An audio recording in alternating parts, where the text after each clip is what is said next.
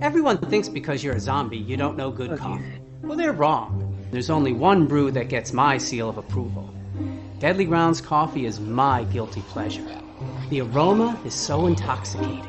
It brings all of my neighbors out of the woodwork. Deadly Grounds coffee. Coffee to die for and zombie approved. It's good to get a little deadly. Use the front door! Oh, they're so disgusting.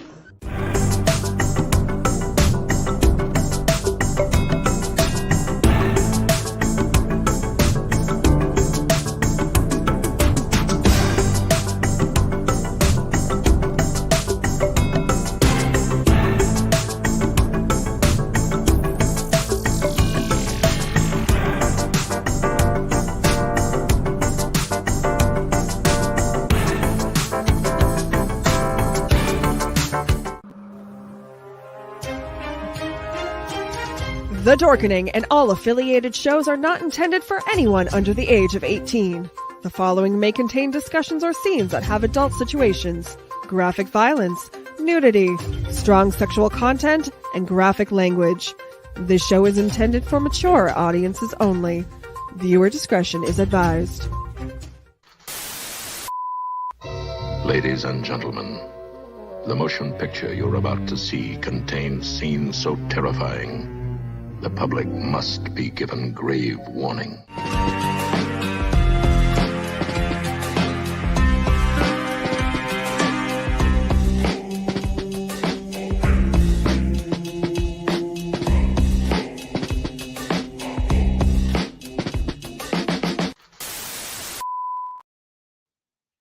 Hello and good evening. Welcome to the Bloody Binge podcast presented by the Owl Light Network.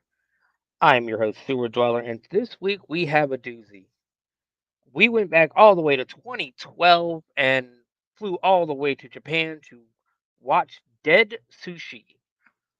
Dead Sushi, first time I watched this movie was when I was working at Blockbuster. I used to manage a Blockbuster years ago, and this was one of the ones that came in. It is in the, I guess, same genre you would put like Machine Girl or Frankenstein Girl versus Dracula Girl.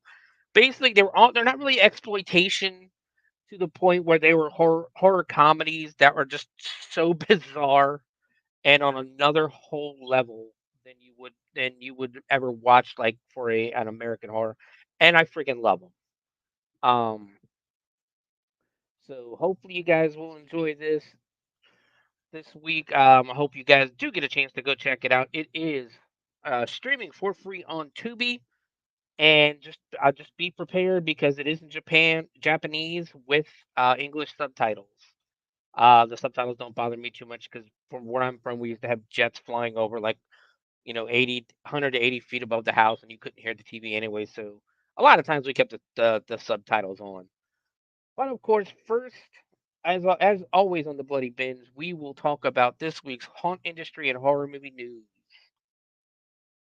So this week, it's a very not a very strong horror week this week, but we have so much haunt movie news, haunt industry news to talk about.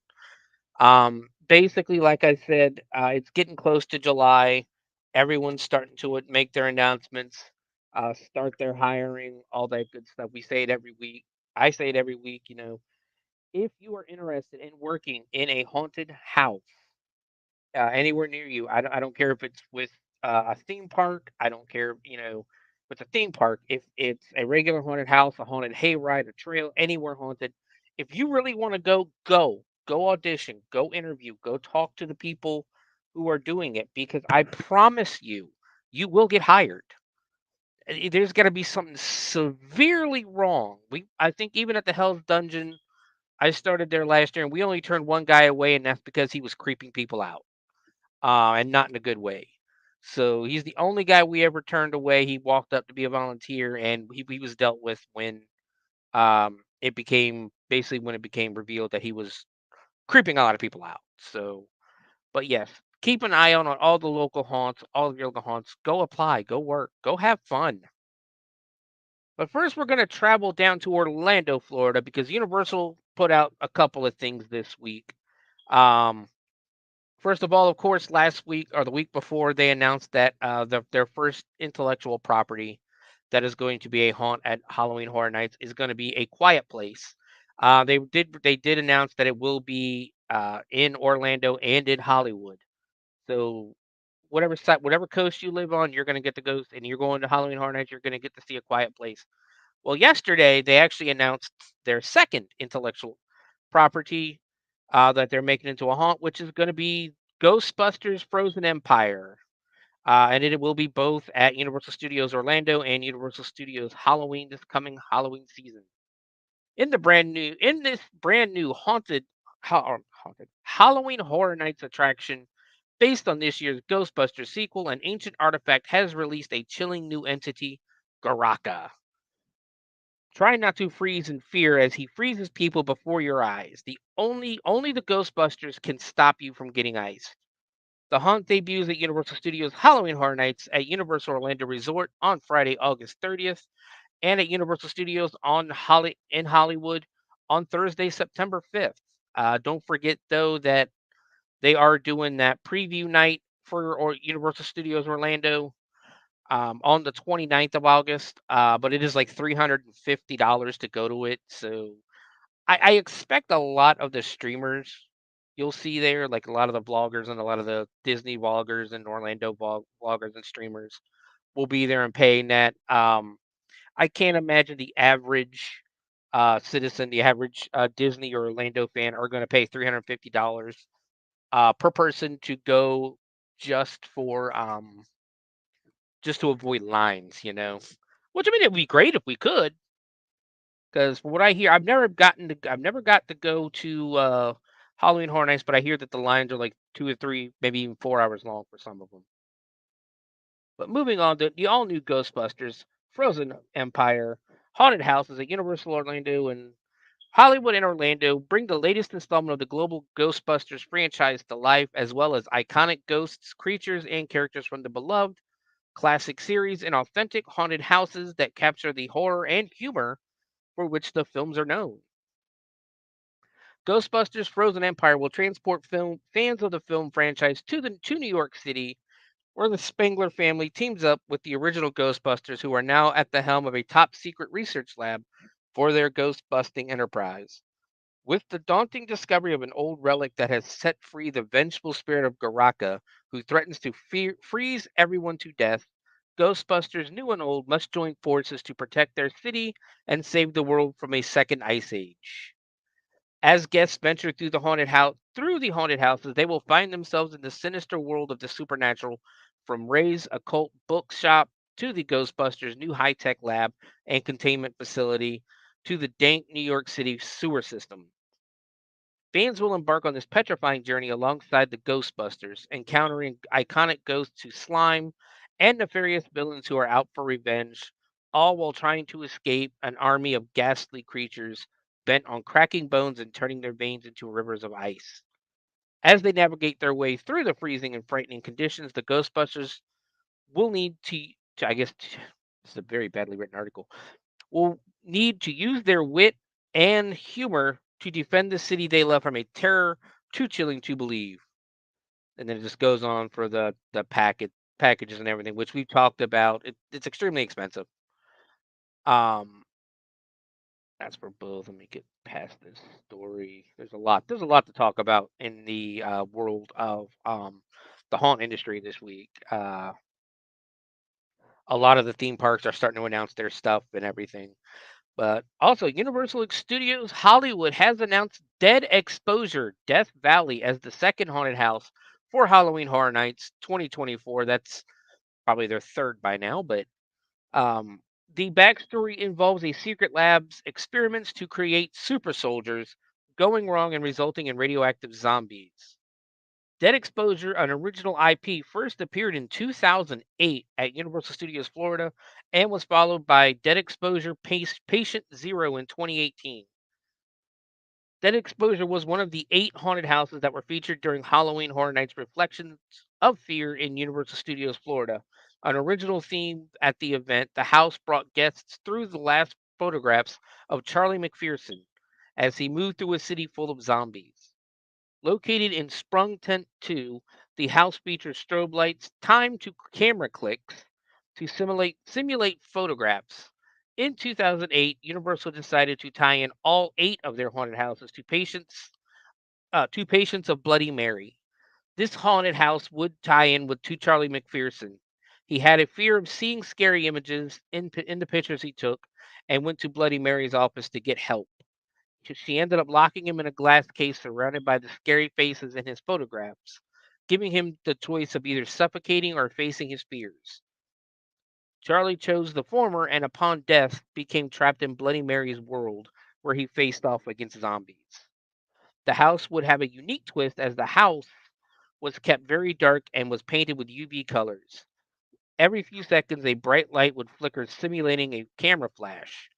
The house took place during a zombie apocalypse. During the aforementioned photographer, Charlie McPherson was facing off against them. In 2006, Universal built 2 hurricane proof tents behind the World Expo area of the park, specifically for holding Halloween Horror Nights haunted houses. The house would be located in northernmost one called Sprung Tent 2. The house was very popular and is praised as one of the scariest houses in the event's history. It won the House of the Year award in 2008. Let me move this over a little bit. All right, there we go. A tribute scene from his haunted house would appear in the 2010 Haunted House Horror Nights: The Hollowed Past. That same year, the house would receive a semi-sequel house titled Zombie Geddon, although the strobe effect didn't appear in that house. The house would receive a proper prequel in 2018 titled Dead Exposure Patient Zero, setting the story in the 1980s Paris and restoring the strobe effect. This time explained as a side effect from an experimental vaccine rather than a camera flash. So that's one of the beauties and one of the great things actually about Universal Studios is they have huge, long backstories for their haunts. Um, that came from God, I can't remember the website now. It was almost like a Wikipedia style page for Universal Studios Halloween Horror Nights. They have Universal Studios has a huge fan base when it comes to Halloween Horror Nights that will talk about rumors and everything like literally from November 1st on. And it can be a weird community, but it can be also a very knowledgeable community as you can see here. But moving on, so that's gonna be a really interesting haunt. And we'll see if they bring back that camera. That camera flash thing sounds really cool.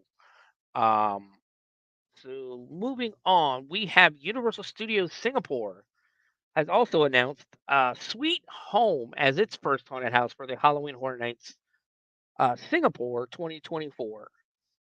Sweet Home is a wildly popular Korean apocalyptic horror series that became the first South Korean series to enter Netflix's top 10 in the United States when it premiered in 2020. A second season premiered in 2023 with a third set for this July. Sweet Home follows the story of I'm going to butcher these names. Cha Hyun Soo, who after moving into the rundown apartment complex known as Green Home, bands together with fellow residents to battle monstrous humans driven by their desires.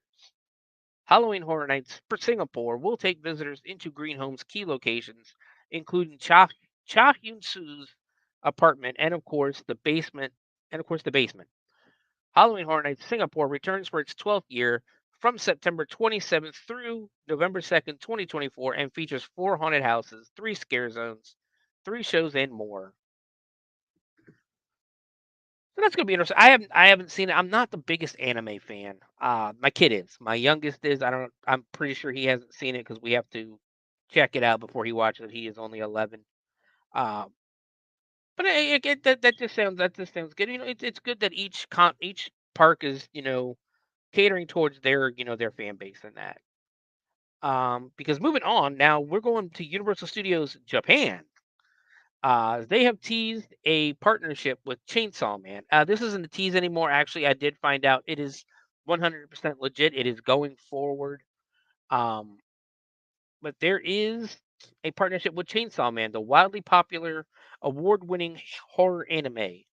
Details are sparse, with Universal stating the famous Chainsaw Man will be appearing for the first time at Universal Studios Japan in Osaka. Experience a dark and chaotic world where unpredictable developments await. The cult favorite title revolves around a teenager called Denji, who has the ability to transform his head and arms into chainsaws. Created by Tatsuki Fujimoto, it first appeared as a manga or manga. I always say it wrong. In Weekly Shonen Jump in 2018 before being adapted into an anime in 2022. In the story arc, Denji acquires his powers after making a deal with a devil dog and goes to join a government run agency that fights against other devils threatening Japan. Both the manga series and anime adaptation feature graphic violence and overt sexual references with comedic undertones, which have prompted several countries to classify Chainsaw Man as unsuitable for audiences under the age of 18. So that's going to make it interesting and on how far Universal is going to go through with that because I'm thinking now. Here's the thing. I'm thinking from an American standpoint, we are a little more sheltered, a little more what's the word I'm looking for? Prudish than most of the world. Um, so Japan might go all in. I have no idea with that one. Um, be interesting to see. I don't see myself getting to Japan, so I will be watching for videos. All right, I think that's all the Universal news this week. We talked last week about the dark was it the dark world they're creating with the classic Universal monsters. So let's move over to Disney because tickets for Oogie Boogie Bash will go on sale to the general public yesterday. It went on sale yesterday. And the waiting room to purchase will open at approximately 8:45 a.m. Pacific time.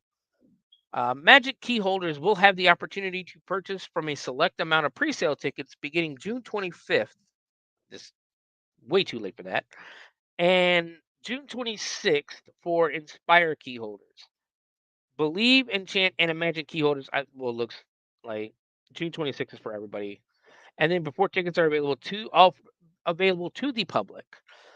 Oogie Boogie Bash sold out immediately in 2023. In addition, Disneyland Resort announced new Halloween time offerings running from August 23rd to October 31st, 2024. Mickey Mouse and Friends will debut brand new Halloween costumes at Disneyland Park, while Mickey's Trick and Treat Show will entertain guests during the daytime at Disney California Adventure Park for the first time. The Haunted Mansion will use a virtual queue only featuring Jack Skellington's The Nightmare Before Christmas overlay with a new gingerbread house design. That's always one of the greatest things about Disneyland versus Disney World versus Magic Kingdom, I guess you could say. Disneyland always at Halloween time, and I think it runs through Christmas, um, changes up the Haunted Mansion and makes it Nightmare Before Christmas themed. And it's awesome. I've seen the videos. I would love to get to it. Um, but unfortunately, again, not in the cards right now. Um, but how about we move back over to the East Coast to Pennsylvania because Hershey Park also announced the return of its Hershey Park Halloween seasonal event and Dark Nights immersive haunt experience for more haunting dates than ever before from Friday, September 13th through November 3rd, 2024. And here's everything you need to know. This is basically their press release. Um, it's really interesting watching all these parks, these amusement parks and the haunts opening earlier and earlier every year because they're starting to realize just how profitable and how much money and how popular Halloween and haunted houses are anymore. Um, when I get this, we're actually going to go through a list of haunts that are actually open this weekend, between this weekend and next weekend. And it's a great list. It's a good list. I mean, it's a big list. And people are going. People want to go, you know?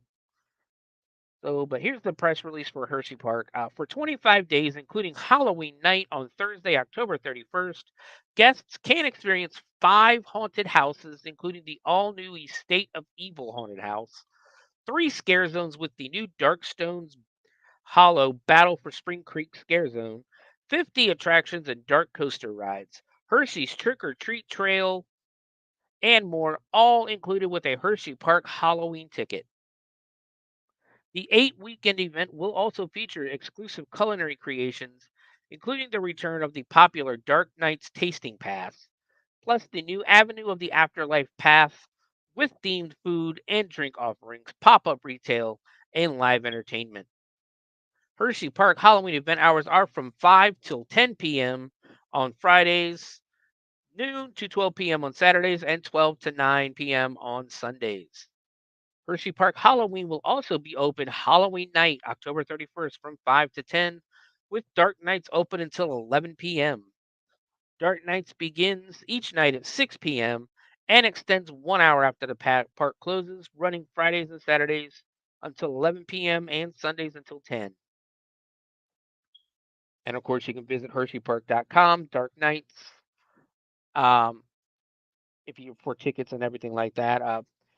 They're featuring 5 haunted houses, including A State of Evil, a charming new brownstone, has officially hit the market. Wanders Wander through the 13 rooms of this spacious mansion and prepare to be captivated by the meticulous care the live-in waitstaff has taken to preserve the past. While exploring, envision yourself tending to the enchanting garden and entertaining inside the lively game room and raising a glass inside the private wine cellar. But be vigilant or suffer the same fate as the previous owners. The next house is Ante Mortem's Abattoir. Step into the back office where the secrets of the Mortem family's trade are kept hidden in plain sight. Uncover the devious tactics her nephews use to keep the business in the red, but beware, you just might meet Auntie Mortem in the flesh. Haunted coal mine curse of the Tommyknockers. Come face to face and shoulder to shoulder with the Tommyknockers and feel their wrath once more. Explore new depths, unveil hidden terrors, and brave the unseen in their haunted mine. And of course, Twisted Carnival, spelled Carnival, because that's what everybody spells it as for Halloween. The nightmare fueled fun never ends at the Twisted Carnival. Step beyond the tent and prepare to be mesmerized by a new hypnotic showstopper. The frightening spectacle will turn your reality upside down. Then they also have the Descent Catacombs of Decay. A new merchant has reopened the antiquities shop and transformed it into a rare bookstore filled with an ancient and powerful volume. As Vera's abilities grow stronger, she pulls unsuspecting souls into the mysterious tunnels below. Be careful not to become part of her collection. And then they have three scare zones. Fallout Zone, which is rogue radioactive material, has begun to emit an eerie green frog green fog.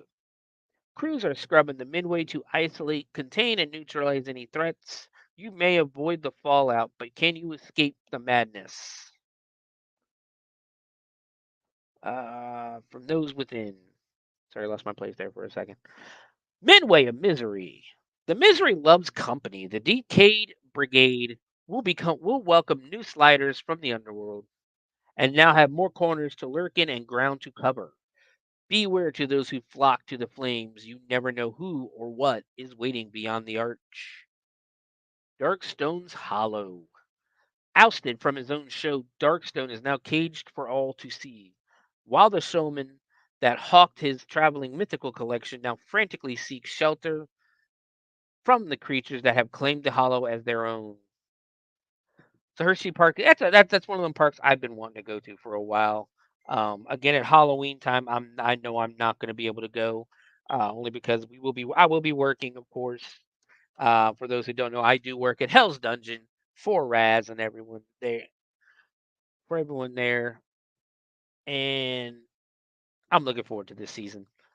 Uh, but moving on again, we're going to go all over the country for Six Flags.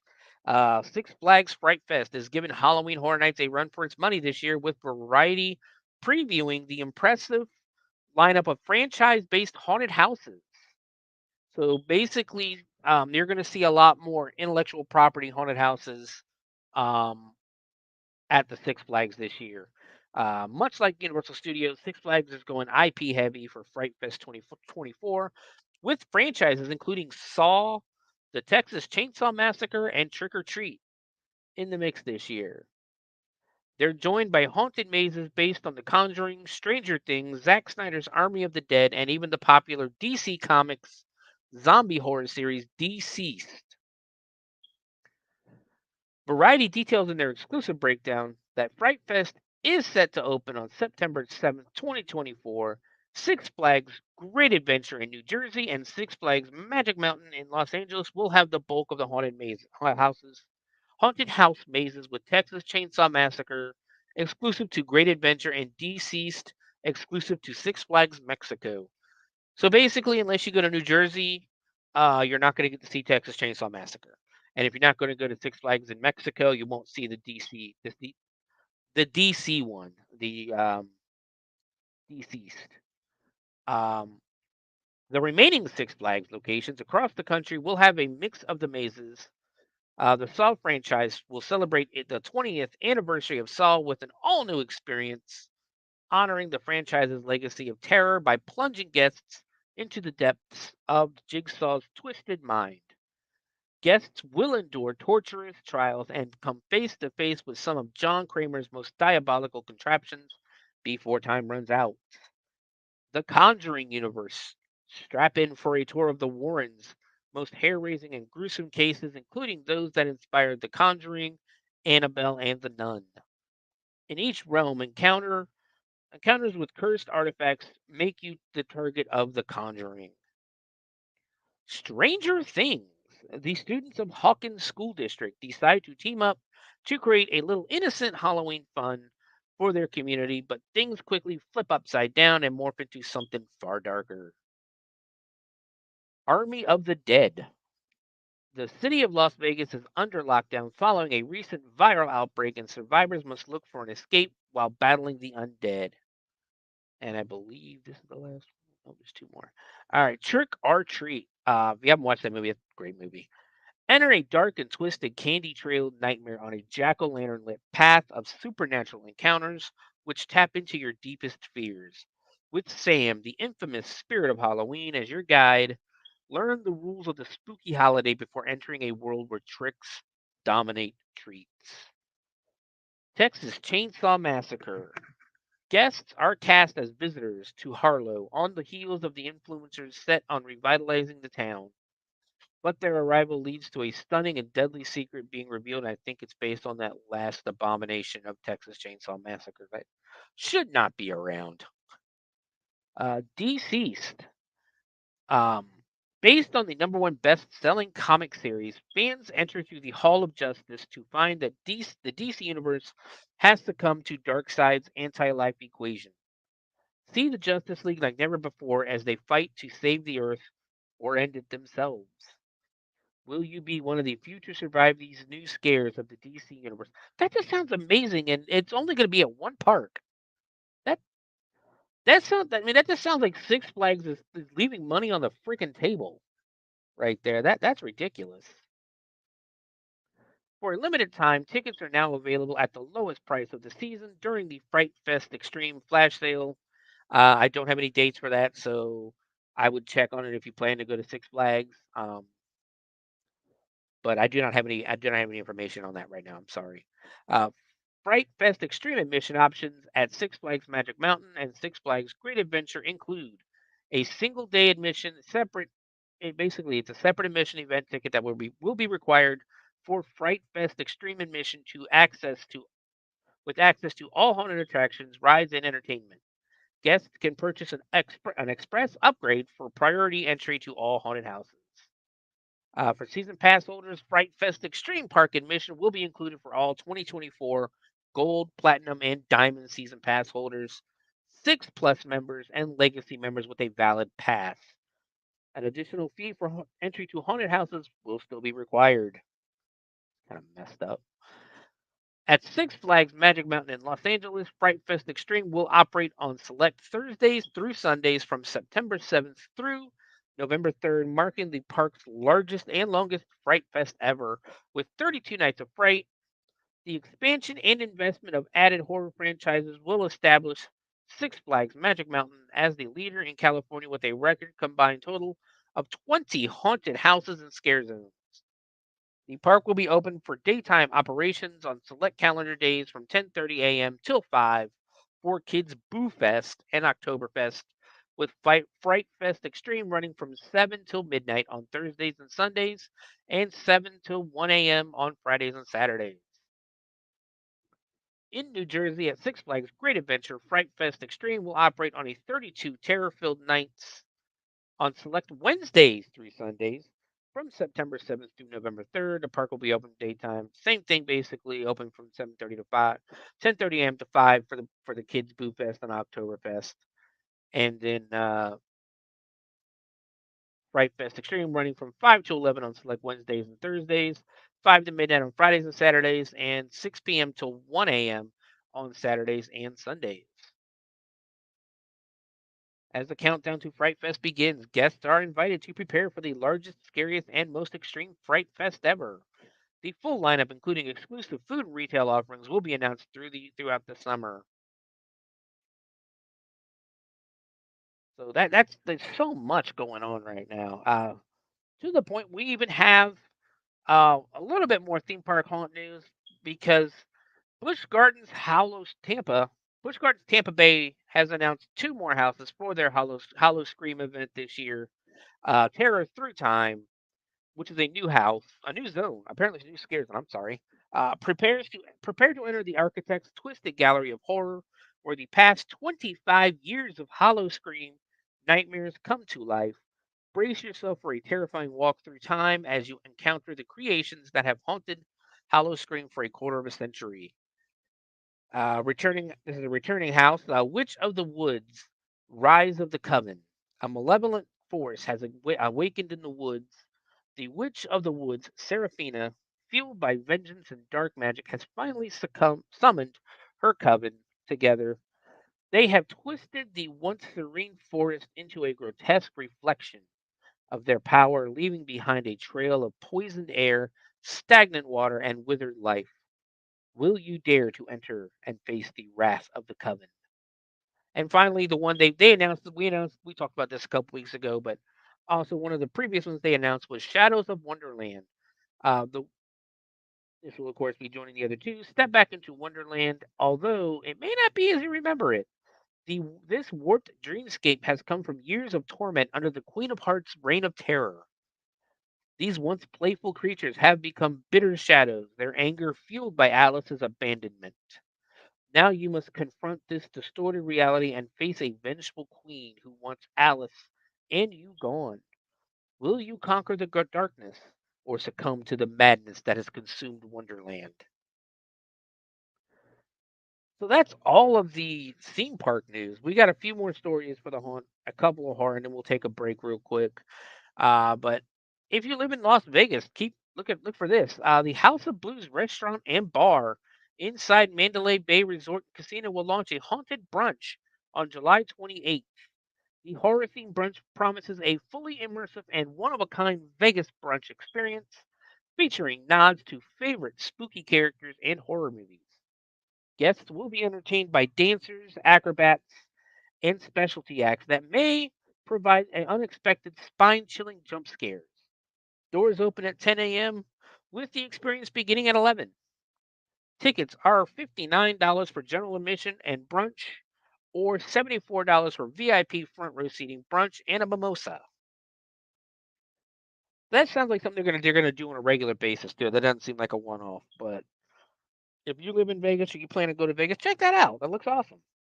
And and personally, if it was me, I'd spend the extra like what, $15 to do the VIP. Get a free get a free mimosa, and you get front row seating. Yeah, hell yeah, worth it.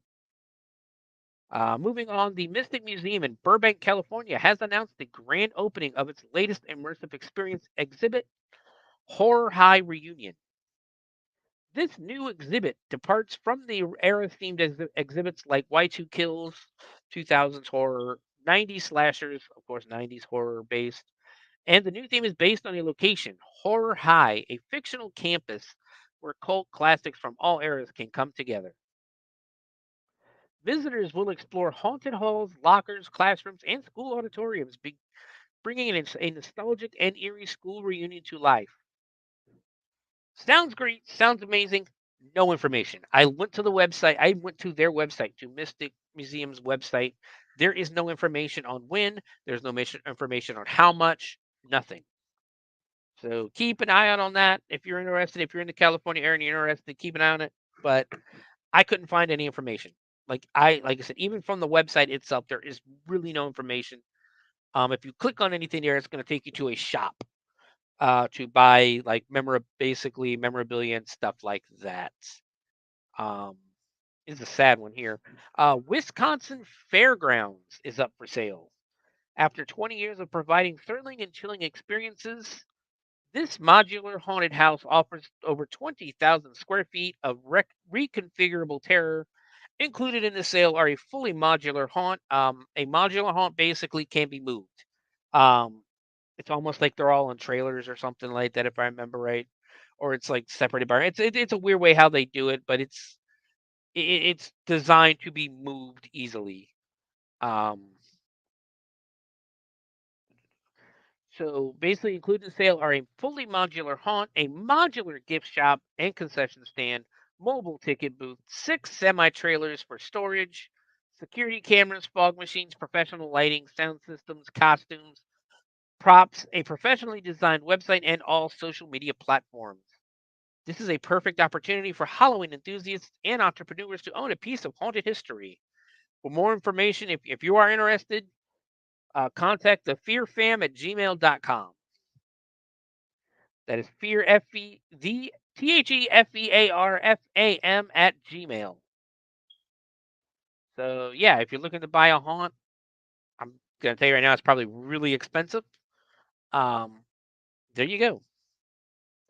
Uh, Here's an interesting one. If you live in the state of Ohio, you know about this, but Blood Prison at the Ohio State Reformatory. The Ohio State Reformatory is where they filmed Shawshank Redemption.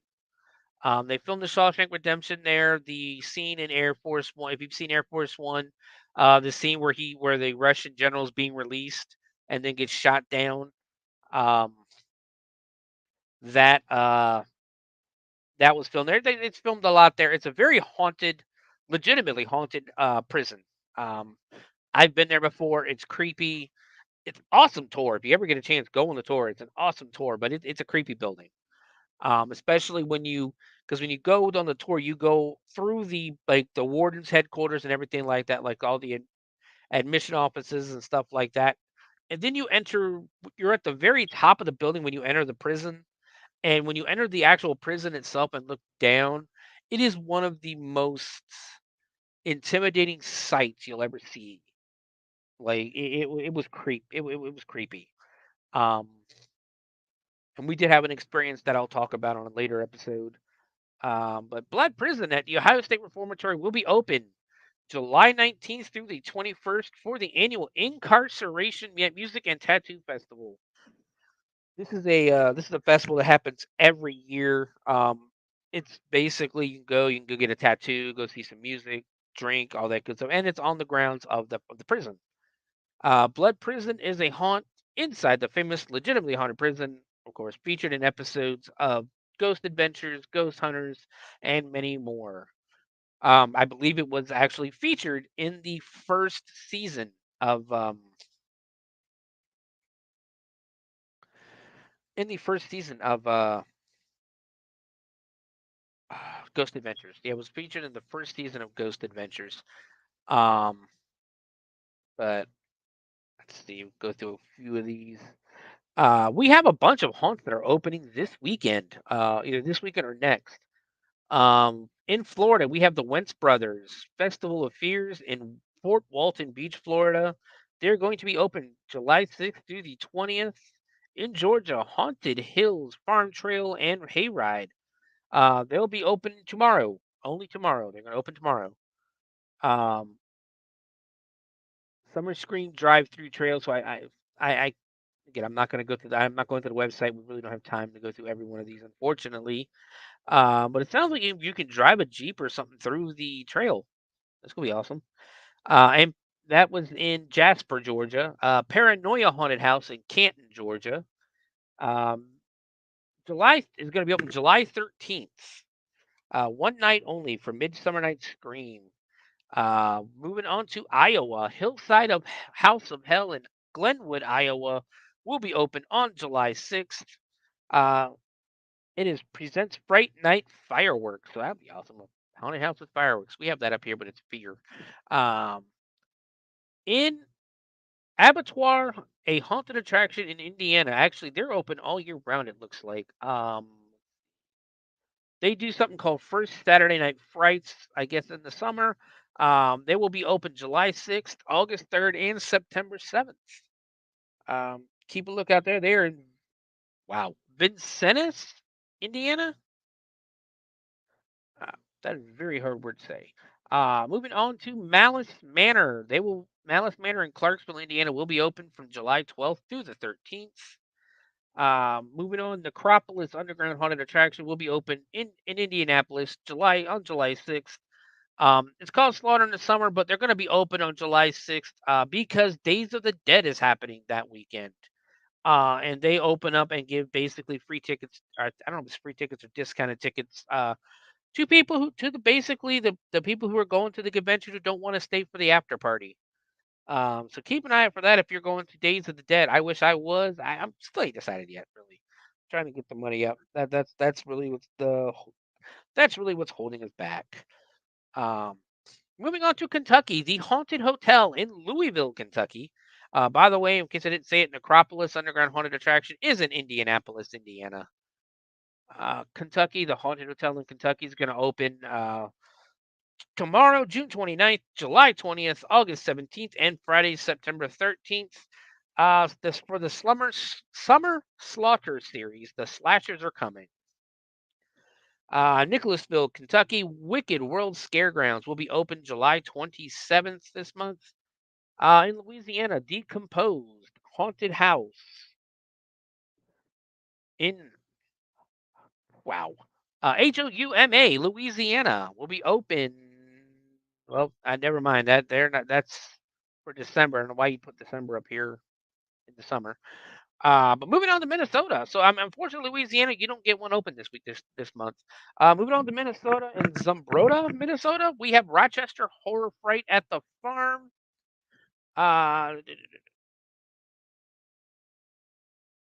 I think they're really just open. It's a hemp maze in Minnesota, and Canna Disc Golf really doesn't give much information when they're open. Except Monday through Friday, 11 to 6:30, Saturday, 11 a.m. to 5, Sunday, noon to 5, but I don't know if it's the haunt. It doesn't seem like it's the haunt. But check them out anyway. It seems like a fun time. Moving on to North Carolina. In Middlesex, North Carolina, Dark Side Haunted Estates will be open for their Scary Christmas in July on July 12th and 13th. West Jefferson, North Carolina, Fall from Grace. Really doesn't have any dates here or anything. Woods of Terror in Greensboro, North Carolina. Again, that's a Christmas one. I don't know why a Christmas one's on here. New Hampshire, the Dark Woods Haunted Event at Trumbull Garden. God, I gotta start looking at this bar, start reading them off because that's another Christmas one. Ohio, of course, Blood Prison, July 19th through the 21st in Mansfield, Ohio. That's for the Incarceration Music Festival. In Pennsylvania, Dudas Haunted Farm will be open July 13th through the 27th. For Bloodfest, the bloodiest night of your freaking lives. Bloodfest is going to be an over-the-top, once-in-a-lifetime experience haunted hayride where we are going to make you become part of the scene with special effects. So I would not wear good clothes. I would not wear good clothes because I got a feeling you're wear white clothes because you're going to get bloody. That can only be done on a warm summer night. Prepare to get a little wet and bloody, but don't worry, nothing will stain. Yeah, blood usually doesn't stain. It usually comes out pretty good. I still wouldn't wear white. Save the date and mark your calendars. Saturday, July 13th and 27th. 2 nights on the gate, so it's only the 2 nights. We're going to have a ton of special guests, vendors, food, alcohol, mechanical bull riding, and more. So go check out Dudas Haunted Farm in Brownsville, Pennsylvania. That's Christmas. That's Christmas. That's Christmas. Moving on to Rhode Island. Seven Cedars Farms and Haunted Hayride in Smithfield, Rhode Island. 7 to 8. They're going to be open July 13th only. 7 to 8:30 Low Scare Hayride. 8:30 to 11 you get the regular hayride. $20 a person. Moving on to Texas, Dark Hour Haunted House will be open this week. Will be open the 13th. I'm sorry, July 13th. Is there a Friday the 13th this month or something?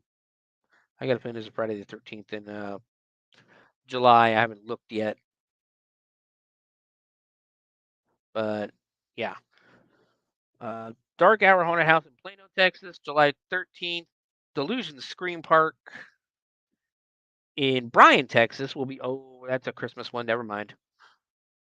Christmas one. Terror Isle in Texas City, Texas will be open July 5th and 6th for Terror Isle Presents Horror Games. It's your team versus the monsters. In Virginia, my home state, actually my home city, one of my home cities or my home area, Chesapeake, Virginia, Frightmare is having Customers Revenge Weekend. You'll be armed with special demon stoppers, and it'll be July 13th only. So, yeah. South Military Highway, I believe that's probably at Chesapeake Square Mall. Not 100% sure on that, though it doesn't really say. But moving on to Wisconsin, we have Forest of Freaks for their zombie outbreak, July 12th, 13th, 19th, and 20th. They'll be open. Forest of Freaks in Janesville, Wisconsin. The Green Bay, Green Bay Fear Haunted House in Green Bay, Wisconsin. Is going to be open tonight from 8 to 11 and tomorrow for their Dead of Summer. And that appears it. That's all that's open this weekend. That will do it for the haunted house, the haunt industry news. We got a couple of stories for horror, and then we'll take a quick break. Couple of stories that interested me. Here's the thing. We're gonna start with Dexter. I have not a personal grudge against Dexter, but there is a reason I don't like. I never watched the Dexter show or series, and it is because of a haunted house. A few years ago, probably got about 15, 16 years ago, I'd say, right around 2008, I worked as a manager of a haunted house. More like 2006, I think. I was a manager of a scene in a haunted house. I was given one of the biggest scenes in the haunt. It was our tunnel right before the exit, and it was one of the areas where the tractor would actually stop and we could act out a scene. And I had a freak show planned. I had the whole thing planned. I had it built. I had it ready. We were ready to go like 10 days before Halloween, the haunt season started. And for anybody who works in the haunt seasons, you know how big of a deal that is. Most people during the haunt season will work all the way through Halloween, fixing the haunt, doing different things, trying different things out, tweaking this and there. Mine was ready. 10 days before we were supposed to open, the manager, the owner of the property comes to me and tells me that there's this he wants to do something different in the barn 10 days before we open, and we're going to change it because this new TV series called Dexter is coming out. And yeah, it's going to be the greatest, biggest thing ever. And he made me change it. I was pissed, and I've never been able to watch Dexter since. But for those who don't know, Showtime is creating a prequel series to Dexter called Dexter Original Sin. And they've been building up their cast this whole summer, 2024, with the team announcing today that Sarah Michelle Gellar has signed on to appear. The iconic actress will play CSI Chief Tanya Martin in the upcoming prequel series, joining Patrick Gibson, Molly Brown. They will also star in the upcoming series with Gibson playing the young version of Michael C. Hall's Dexter Morgan. James Martinez also stars as Angel Batista alongside Christina Milian as Maria LaGuerta, Alex Shimizu as Vince Masuka, and Reno Wilson as Bobby Watt. Patrick Dempsey from Thanksgiving, I remember from a lot of other things, plays Aaron Spencer, captain of the Miami Metro Homicide. Dexter Original Sin is set in 1991 Miami and revolves around Dexter Gibson as he goes from student to avenging serial killer. With guidance from his father, Harry, Dexter adopts a code designed to help him find and kill people without being discovered by law enforcement, at the same time as he begins a forensic internship at the Miami Metro Police Department. Dexter's showrunner Clyde Phillips will also be showrunning the prequel series, and there's a bunch of executive producers. But yeah, Sarah Michelle Gellar is coming out to star in this prequel series. Don't know how big of a part that'll be, but it's still pretty big deal. I like Sarah Michelle Gellar, the original, well, not the original Buffy, but Buffy from the TV series. So let me know what you think about that. But moving on, we're going to talk about. There's been some. I guess the cast for HBO original series Welcome to Derry continues to grow this week, with Deadline announcing that 10 new faces are joining Bill Skarsgård in the It prequel series. Alexander Fuchs from the Hatfields and McCoys, Kimberly Guerrero from The English, Dorian Gray from Transplant and Star Trek Discovery, Thomas Mitchell from Gangland Undercover and Spiral, B.J. Harrison from Family Law and Maid, Peter Outerbridge from Batwoman and Saw 6, Shane Marriott from Fargo and Law and Order Toronto, Criminal Intent, Chad Rook, Joshua Hudchick, and Morningstar Angeline have all signed on. So basically, there's 10 more. It's going to be a huge cast. It seems like it's going to be a really big deal. Welcome to Derry will begin in the 1960s in the time leading up to the events of It Part 1. The series is also said to include the origin story of Pennywise the Clown. Andy Muschietti and Barbara Muschietti and Jason Fuchs are on board the Pennywise prequel project from Warner Brothers Television, with Muschietti set to direct several episodes. The series will air on HBO in addition to streaming on Max. And yeah, this is going to be the last one. This is going to be the last one. It's our final story for this week, and it's a big one. A couple of true horror icons are being honored with stars on the Walk of Fame this year, the Hollywood Walk of Fame.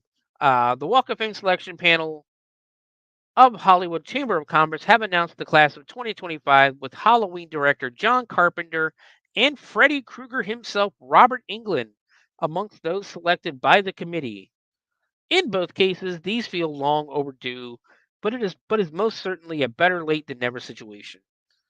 Woke up this morning, cue Sopranos theme, just joking, to discover I'm in great company in the Hollywood Walk of Fame class of 2025. Just to hear my name mentioned alongside Jane Fonda and Prince makes my old heart go pit-a-pat. Robert Englund, star of the Nightmare on Elm Street franchise, said on Twitter in response to the news. Carpenter had an on-brand response to the news, saying on Twitter, "Star on the Hollywood Walk of Fame? There must be some mistake." But it's no mistake. The horror master is indeed getting a star, or getting his due. Peter Roth, chairman of the Walk of Fame Selection Committee, had this to say about it. The Walk of Fame has made history again. As chairman of the Walk of Fame Selection Committee, I am thrilled to announce the distinguished honorees who will grace the iconic Walk of Fame in the class of 2025. Each honoree truly embodies the essence of excellence in their respective fields. The committee and I cannot wait to see our honorees becoming part of this world famous walkway.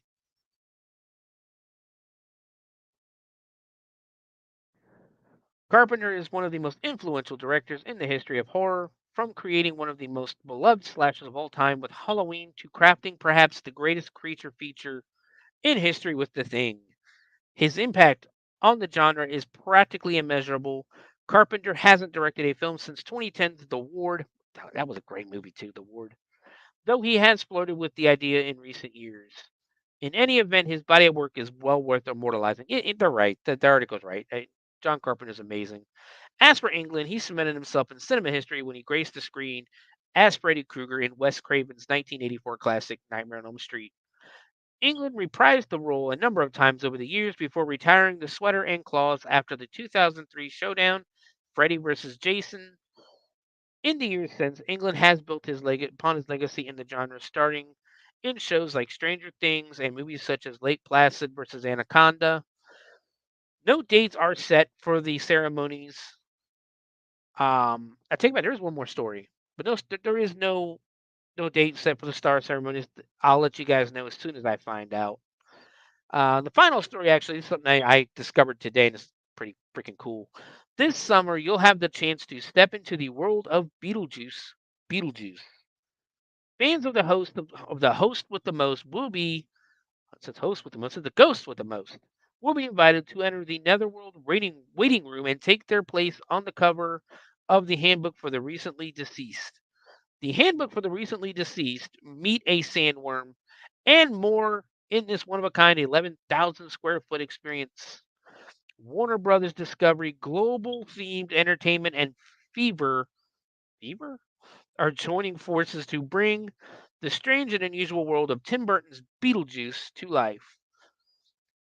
Beetlejuice The Afterlife Experience opens Friday, August 23rd at Los Angeles' Ovation Hollywood, 6801 Hollywood Boulevard in Hollywood. Here's more from the official press release. Beetlejuice, The Afterlife Experience will take guests on a journey into the iconic universe of everyone's favorite bioexorcist through over 11,000 square feet of all new movie-packed touchpoints. Featuring recreated sets, live entertainment, and various photo ops, fans will be immersed in the world of the recently deceased.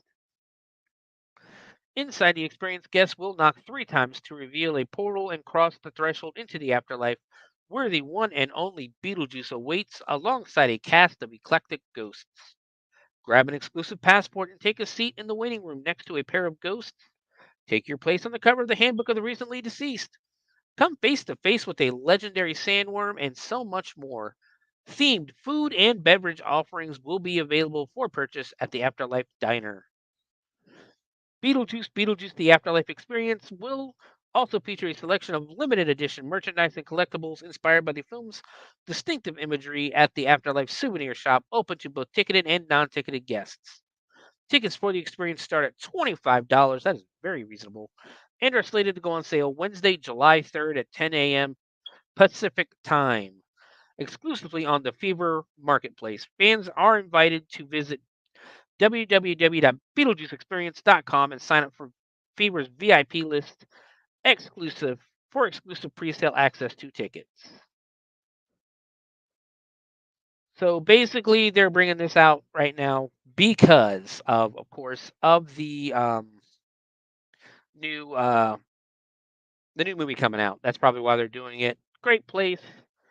But guys, we've gone an hour already just with news. I told you there was a lot of news this week, especially horror movie news.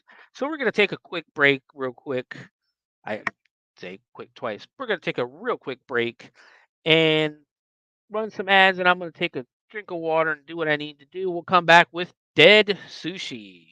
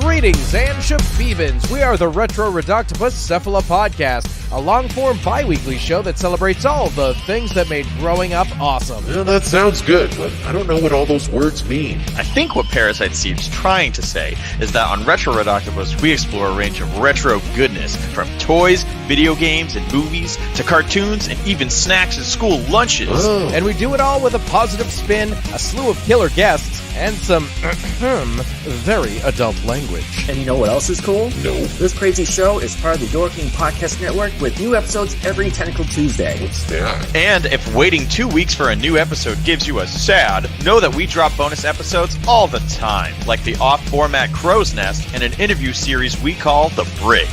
You can listen to Retro Redoctopus on Apple Podcasts, Spotify, Stitcher, or any app that's cool enough to carry the only show that celebrates all the things that make growing up awesome.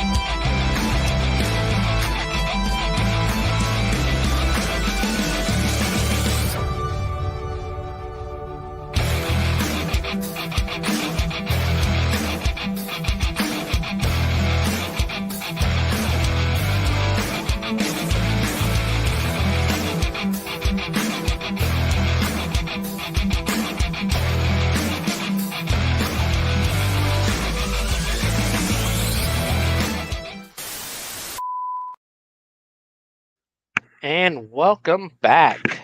I hope everybody took a nice little quick break there. We are coming back, and of course, we are going to do Dead Sushi today. Again, this is a movie I first watched right about 2012, actually, right before I left Blockbuster. I quit Blockbuster in 2013. Go away, you, whatever you are. And it's a great movie. Like I said, it came from movies. The director, Noboru Iguchi. I'm going to tell you guys right now, I'm going to butcher names. I'm not going to get names correct. I'm really bad at it. So I'm going to do the best I can. Please, please, please don't yell at me. But I know I'm probably going to butcher a lot of these names. But Noboru Iguchi made a bunch of movies. He's your director, and I believe he is the writers. One of the writers. The writers are Makiko Iguchi, Noboru Iguchi, and Jun Sugita. Were the writers, but he's what did I say? Noboru Iguchi is the director. He made a lot, especially back in this time. He made a lot of these crazy ass horror movies, and they're all fun. Like let's see, he's got Robo Geisha, Mutant Girl Squad. Another one that I saw, and I actually thought about doing this one instead of Dead Sushi. Zombie Ass Toilet of the Dead, Karate Robo Zobogar, The Ancient Dogu Girls. I mean, Dead Sushi. He was a director for the segment F in the ABCs of Death. For F is for fart. Bad Bug, Grave Torture. Like he's got a thing. He's got a what do you call it? He's got a way, and I enjoy these movies. But yeah, Dead Sushi, directed by Noboru Iguchi. Writers are Makiko Iguchi, Noboru Iguchi, and Jun Sugita. Stars Rina Takeda, I guess, as Kiko. She is your final girl, your star of the movie. She has worked a lot with him, it seems like. Karate Girl, The Ancient Dogu Girls, Attack on Titan Part 1. Looks like it's a live action Attack on Titan movie. I don't know, recent TV show Wakeku Zaki. Again, I'm probably mispronouncing a lot of this. But has worked with Noboru Iguchi quite a bit, it looks like, and I'm not complaining. Again, she's really good in this role. But she plays Kiko. We have Kentaro Shimatsu as Yamada, Takamasa Suga as Nosaka, Takashi Nishina as Mr. Hanamaki, Asami,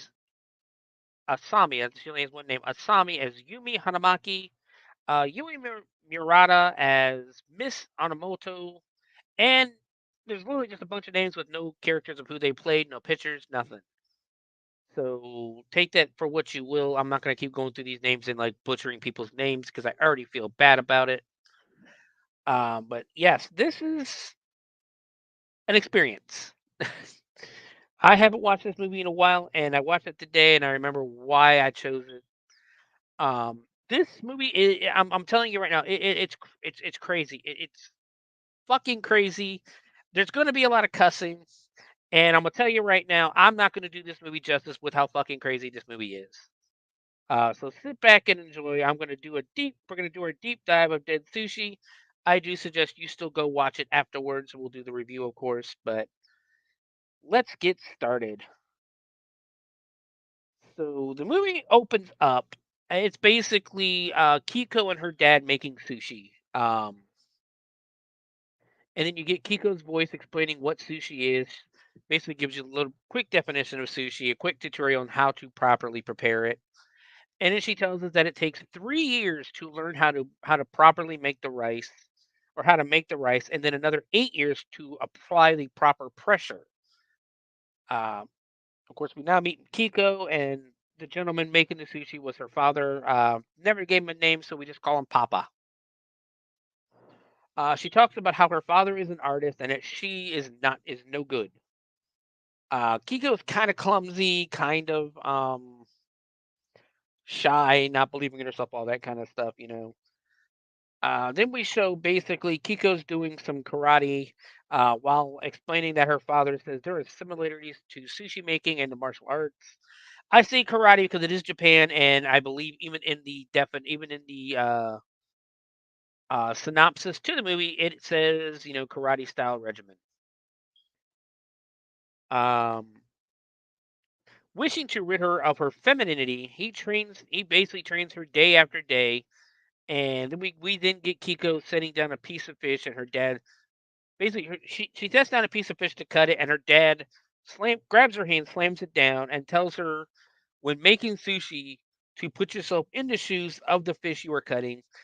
And then that game they play with the pirates, or the people play when they're drunk as shit with a knife and they try to stab between their fingers. He kind of starts doing that to her, and like slicing at the same time, and she's dodging with her fingers and stuff like that.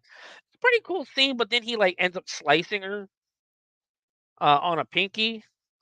Um, Her blood lands on the sushi. It starts to turn red, and she begins to freak out. And then we just boom right into the opening credits. So already it's setting a good precedent. It's showing she's the shy, quiet, scared, timid type. Very clumsy. Dad's kind of a hard ass asshole. But we get a pretty funny montage of Kiko being trained by her father while the credits are rolling. First, she makes like 6 sushi, and her father just starts fucking whacking him with this giant spoon, going shit, shit, shit, shit. Then Kiko then it'll freeze frame with him like smashing it with the spoon, and then it'll like the credits will roll over it. Then Kiko is pressing. Then we move to Kiko pressing the rice with a ball, and she's got a ball and chain on her right arm. More credits pop up. Then they get some martial arts with Papa, where her dad is trying to hit her with that giant ass spoon. As she holds a ball of rice, she's got like one of the balls of rice in her right hand, and he's like trying to smack her with it. Then it cuts to him. He hits her in the back of the knee. She almost drops the rice. Um, So she turns around and just kicks him right in the fucking face. Like just spin kicks him in the face, and then it shows the credit, and then it shows when it like almost like a scissor kick, but she kicks straight up and then straight down on his face as well. Um, Cuts again to shows him she's finally got a piece of sushi, and he just karate chops it, and that's the end of the montage. And the opening credits, which funny as hell. Again, I can't do it justice just talking about it. After the montage, it shows we go to Papa talking to Kiko, and he's telling her how she smells like a woman. Yeah, she kind of is a woman, which only adds to the fish smell. And I just said, "Damn!" That's all he can say to that. Like, wow. He tells her she will never become a sushi chef. She explains to him that she has always tried to live up to his expectations, and that she cannot help the way she was born. She runs out of the kitchen while he just looks on angrily. We cut to daytime, and Kiko basically has decided to run away from home, even though she's an adult. Uh, and she ends up taking a job at this resort inn as a server. I'm gonna keep calling them servers and waitresses. They look like geisha girls without the makeup, but I believe they're just like servers, I think waitresses, is what they call them. So that's what I'm gonna keep calling them. But yeah, the girls are dressed like in the traditional Japanese like geisha robes. Um, but she takes a job at a resort inn as a server. She's walking behind these other two women. The two women themselves have two trays each, and she has one. They stop and the other they start giving her shit for only carrying one tray of food, saying that it's way too inefficient and that she should be carrying 5 tiers. So they go ahead and just throw their 4 trays on top of hers, and of course it's too much for her to handle. She falls backwards and spills all the food on top of her. The girls start laughing at her, and then they um, decide to go meet the company that has decided to stay at the inn for the week. Um, we cut to the lobby of the hotel of the inn, and it's a group of men in suits, and then there's one woman in of course a business dress, um, walking in. Mr. What was his name? Hanamaki. I'm gonna call him owner most of the time because I didn't catch his name in this movie at all. But Mr. Hanamaki, he is the owner of the property, and he's welcoming the businessmen. We learned that they are from Komatsu Pharmaceutical. Um, and they're there, I guess, on a business trip. The women are lined up again, like I said, in their geisha style robes. And the hostess, Yumi Hanamaki, um, Mr. Hanamaki's wife, welcomes the businessmen to the hotel. She offers them, she welcomes them in to rest from their travels with some of their fine cuisine and relaxing in the hot springs. If you've never been to a hot spring, they're amazing. They are so awesome. Um, I went to one when I we went to one when we visited Arkansas way back in the 90s.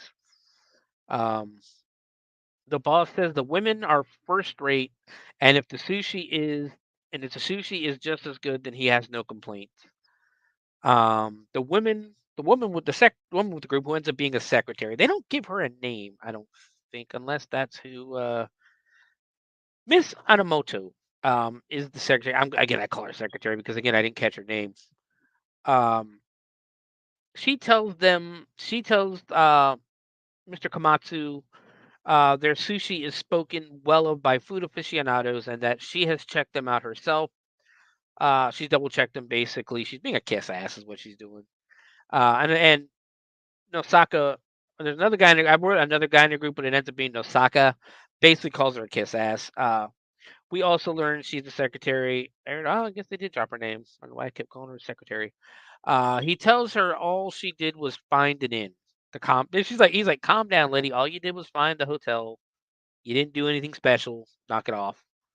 The boss tells the two to stop arguing, and then Kiko comes running up, covered in food, to the horror of Yumi. She's covered in noodles. She's got a piece of sushi like stuck in her hair. Yumi and her husband apologize profusely for Kiko as the scene ends. They're basically doing the whole bowing thing, like we apologize, all that good stuff. We cut outside where Mr. Hanamaki and Yumi are basically scolding Kiko.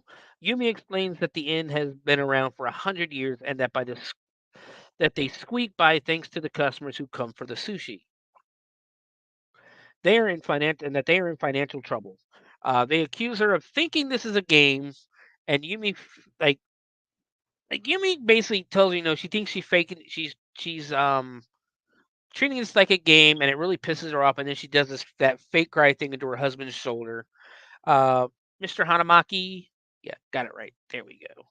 Mr. Hanamaki uh, tells Kiko that he merely inherited the inn from his parents and that Yumi had to suffer to become a hostess. Kiko apologizes and bows, which for some reason pisses Yumi off again. And they walk away. An older groundskeeper comes over to Kiko and tells her she still has some food in her uniform and hands her a towel. We learn the man is Mr. Sawada. who seems to be in a position. Like I said, it seems like he's in a position of authority, but they never really say. I know they say he's a gardener eventually. Kiko apologizes again to him, and he tells her just don't repeat the same mistakes. He friendly old man. Not every job. He tells her not every job is for everyone, and he tells her to experience different jobs and to choose the one that suits you best. Sawada tells her that he's worked there for 20 years, and the job that suits him the best is gardening. He tells her that she's in a better position than he is and laughs. She starts to giggle, realizes she's offended him, and starts apologizing immediately. He grabs her arm, looks at her hand, and tells her that she has fine hands. He says these are the fingers suited to handle fish. She asks him what makes him say that, and he says instinct. We now cut to it's a random couple and the hiking through the parking lot of the inn. Um, the guy says that the woman didn't say it would take 20 minutes to walk from the station to the inn, and now there's going to be a penalty. Okay, they don't give us the names to these two, but now there's a penalty because it took a whole 20 minutes to walk to the station. Fuck you, dude. He tells her the penalty is a kiss. She calls him an idiot for being direct, and he tells her, we're dating, right? Most couples who are dating kiss. Then the female just friend zones him into the third dimension when she tells him she prefers to keep it platonic. Inside, you can see the man just get shot to the third dimension and just hanging out with Cthulhu. But he says that doesn't fly in 2012. And he grabs her, pulls her in, and kisses her. And now she doesn't seem to mind all of a sudden.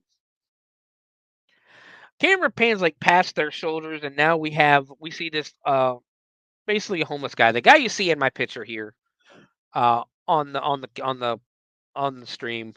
The camera pans to him sitting on the ground, and he's just eating. The boy asks what he's eating, and he shows him the sushi. And he asks the couple, and the guy's like, "Where did you get sushi?" And he asks the couple, "Is it wrong for a man like me to be eating sushi?" He tells him it was wasting away in the garbage, so he helped himself. He tells them that he'll eat his shrimp, and they can keep it the kissing. The boy threatens to kick his ass, and he just basically starts kicking him repeatedly. Every time he tried to get up, he kicks him again, calling him a bum, all that stuff. The girl pulls him off, and the bum yells at the kid for messing up because the kid ends up kicking the plate out of his hands or the bowl out of his hand, and he yells at the kid for messing up his food. He says he doesn't care about his life, but he does not forgive a man who wastes food. Something starts wiggling out of this guy's coat, and he says the moaning of dead fish rings in my ears. And then the homeless guy throws what's in his coat at the couple, and they start running. They end up in the basement of the hotel where the thing essentially just cuts the female's head clean off with a bloody, nice little blood spout, all that good stuff. The head flies, and it hits the boy right in the face, like face to face as they're kissing, and their tongues start like tonguing each other. Kind of gross if you think about it, but their tongue dance together as they're Frenching, and the thing basically it ends up being a squid.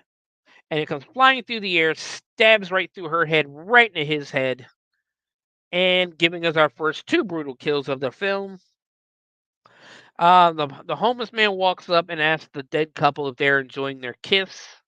He pulls the squid out of the head of the couples, and tells the squid basically that he used a lot of his energy for that, and that he'll get the bigger fish soon enough.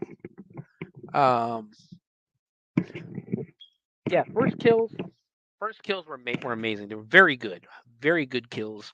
Brutal, a lot of blood. We now cut to the kitchen where we meet Sushida, who is the sushi chef of the hotel. He is making some sushi, and Yumi is sitting there complaining about the group being very demanding, the company being very demanding. They want more sushi, and they want dinner earlier. Sushida tells Yumi that he'll just serve them the ready-made sushi, and that'll handle their dinner. That apparently isn't their specialty. She starts to say, Yumi starts to say, "Well, that isn't our special." He tells her that they do not possess discerning palates. Um, Next thing you know, Yumi, the married Yumi, starts kissing Sushida, and he drags her over the counter. They make it seem like they're about to have sex behind the bar or behind the sushi counter. We cut to Sawada walking down the stairs with dirty dishes, and Kiko runs right by him. He tells her if she rushes and runs around like that, what happened before will happen again. She tells him she doesn't have a choice because dinner has been moved up. He tells her not to mind selfish customers, and then we cut into the dining room, I guess, where there's the servers are serving the men, they're pouring their drinks for them and stuff like that. Um, we see, I'm gonna call this guy Perby Guy because you'll see in a little bit. From earlier, or Perby Guy is asking his friend Bald Guy. They never give these guys names, by the way. Again, they never give them names. Uh, if Miss, what did I call her? Miss Enomoto. I don't want to keep saying the secretary. If Miss Enomoto is banging the boss, he asks her if she's banging the boss because she's sitting right next to him pouring. She's basically being the big kick ass. Pervy Guy says if he could just get his hands on her tits, he'd die a happy man. He looks at Bald Guy and says, "Hey, let's go up to my room and just pig out some sushi there. Let's blow this popsicle stand." They leave the room, and Kiko and we cut over to Kiko who is pouring a drink when a hand reaches out and just grabs her ass. She turned around and it is Mr. Komatsu's hand, um, the boss, and she screamed and he looks and he goes, "A touch on the leg and you scream like a man." He then calls her an inexperienced waitress. Talking to herself, she says if he wasn't a customer, she'd pretty much lay his ass out. Um, which I thought was funny. We did get a couple of drum beats like boom, boom, and it introduces Shishida to demonstrate the art of sushi making. He starts making his sushi, and Kiko starts studying. She starts looking at the way he was making it before one of the other girls pulls her back and reminds her of her place, basically. Um, so first up is the highest rank of all tunas, black tuna. Then he makes shrimp, followed by a salmon roll. He does some roast salmon and the specialty of Cedo Inland Sea, fatty tuna. Uh, Kiko, basically in her mind, it's her thoughts. She says that the sushi is no good and that Shishida's way of making sushi is sloppy. Um, we cut over to Sushida serving the sushi to the boss. The boss says putting soy sauce on rice is wrong. Uh, Miss Enomoto, I'm going to remember that name eventually. Miss Enomoto says turn upside down, place the soy sauce directly on the fish. This emphasizes the natural flavor. Then rice side up, place on tongue and eat. So the boss takes us eat her and the boss both eat the sushi and the employees are like right beside him going, oh, you're like just every move. The boss says it has melted across his tongue and only the taste remains. Sushida offers to move on to the egg sushi, and this pisses Kamatsu off. Like he tells him he only wants to eat fresh fish. Miss Enomoto tells Sushida that egg sushi is too sweet. The customers only want tuna.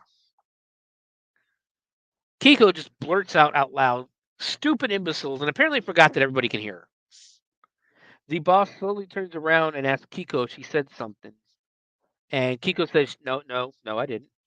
The employees, including one who has took his shirt off, this is shirtless guy the rest of the movie, by the way, call her a liar and they literally like start walking up on her like they're gonna beat the living crap out of her. The boss again asks, what she meant by that remark. Yumi and Mr. Hanamaki run up and they start apologizing for Kiko, and saying that she'll be punished at once. Uh, Nosaka, I put one of the employees, but it's Nosaka, says she doesn't need to apologize, that he felt the same way and she's right. The boss asks what Nosaka is, I say the boss, but Komatsu asks what he's implying, and Nosaka says he'll let her explain their comment. Kiko says no, but the boss demands that she explain, and they again start approaching her menacingly, yelling, "Speak, speak, talk." Kiko screams, and then we cut to Sawada, where we hear a smashing sound almost. At this point, I thought she had done beat their asses, but she had not. Sawada basically goes to investigate the sound, and we hear basically the meowing of a cat. Sawada tells the cat he has nothing for it today and opens the window where he thought he heard the sound. And the homeless man pops up and grabs Sawada by the head and pushes him back. I think he just knocks him out. You really don't get to see, but I think he just knocks him out. We go back to the dining room where Kiko is still being ridiculed by the customers. She tells him, "Fine, you asked for it." For starters, none of them understand sushi. Yumi actually smacks her in the head, but it doesn't affect her at all. Nothing happens. Uh, Kiko points at Sushida and tells him that his sushi making skills are third rate. Her papa makes it by pushing down on the rice with his fingers. This way, the acid of the vinegared rice permeates into the fish, generating enzymes. The protein breaks apart and brings out the flavor. You don't push the rice you don't push the rice and the fish isn't fresh. In other words, he looks down on his customers. Mr. Komatsu is now pissed, and he asks if this is true. Sushida basically looks like he's ready to kill Kiko, and Mrs. Automoto starts apologizing to the boss for letting him eat such poor quality sushi, and she says, "Let's leave and go somewhere else." But the owner, Mr. Hanamaki, um, begs them to stay, and Kiko says no. She has something to say to the customers as well. She looks at him and says, you put soy sauce on the fish, but you don't eat it fish side down, as it causes the soy sauce to run off, weakening the taste. Once the soy sauce has been applied, turn it over so the fish side is up and the rice side is down, so that it absorbs into the sushi. She also says you made fun of the egg sushi. The choice of ingredients, seasonings, and way of cooking reveal the skill of the sushi chef. She says they pretend to know sushi and pretend to be experts, and then she basically calls them fake gourmets. Komatsu loses his shit. And Mr. Hanamaki runs at Kiko and fires her on the spot. Sushida yells, "That is enough." And he's boiling mad. When you insult the sushi chef, his next dish is death. He grabs his knife and runs at Kiko, and he starts swinging the knife. And Kiko says, "Stop, violence isn't pretty." She then basically proceeds to kick his ass, disarming him. And, basically she ends up disarming him with one of the trays, kicks his ass. Another guy, she just repeatedly kicks him in the fucking face. Yumi guards him, "Darling!" Mr. Was it Hanamaki? Yeah, Mr. Hanamaki looks back and goes, "Huh? What? What did you just say?" Yumi just pretends to fix hair. Nothing. No, I'm good. No. And then we hear a snap, and she claimed, Kiko looks scared and says she took it too far, and now the boss tells his men to take her. They surround her ninja style, and they start basically her Yumi and the owner and Mr. Hanamaki take Sushida away. Kiko prepares herself, and we get a very fun karate, martial arts fight scene. Because it's funny as hell. Because first Kiko grabs one of the men by the belt, which causes him basically spins him around as she's pulling it the mummy game, and it ends up tying around his ankle, and he's sitting there naked, butt ass naked, covering. He's got his hands covering his junk, but he's butt ass naked, and he just looks and goes, "Oh, I'm not wearing any underwear." One of the girls, one of the uh, waitress girls behind him screams, "Oh, revolting!" Then the other girl goes, "Where?" "Oh no!" And she covers her. She covers her. I thought that was hilarious. I thought that was funny. Meanwhile, Kiko is just kicking the shit out of all these guys. She still has the naked man's robe belt, and it's still attached to his ankle, and she's like smacking and fighting the guys with it. She starts running around and starts clotheslining all the employees with the guy's belt. Every time he tries to reach for his rose to cover up, she pulls him away from it. He's screaming, "This is utterly embarrassing!" As he's like being basically drug around the room, like in a circle. Um, and then she starts chasing the men around the room, spinning the naked guy in a circle. Shirtless guy decides to attack her. Throws a punch, misses. She dives behind him, grabs the rope because he's like standing over the rope and pulls it up right into his nuts. And he screams, "Too tight!" But he doesn't go down. Um, Naked guy reaches for his robe again, but Kiko grabs, that basically slams the belt, drags him, pulls him straight, and he kicks shirtless guy right in the nuts, and he finally falls forward. And then he basically falls forward and headbutts the naked guy in his nuts, and then two other guys start attacking her, and she just repeatedly kicks him in the nuts. Basically, if you like nut shots, if you're gonna laugh at nut shots, you're gonna laugh your ass off at this scene, um, because it's just guys repeatedly getting hit in the nuts. Shirtless guy gets up and goes to punch Kiko in slow motion, but Nosaka stops him.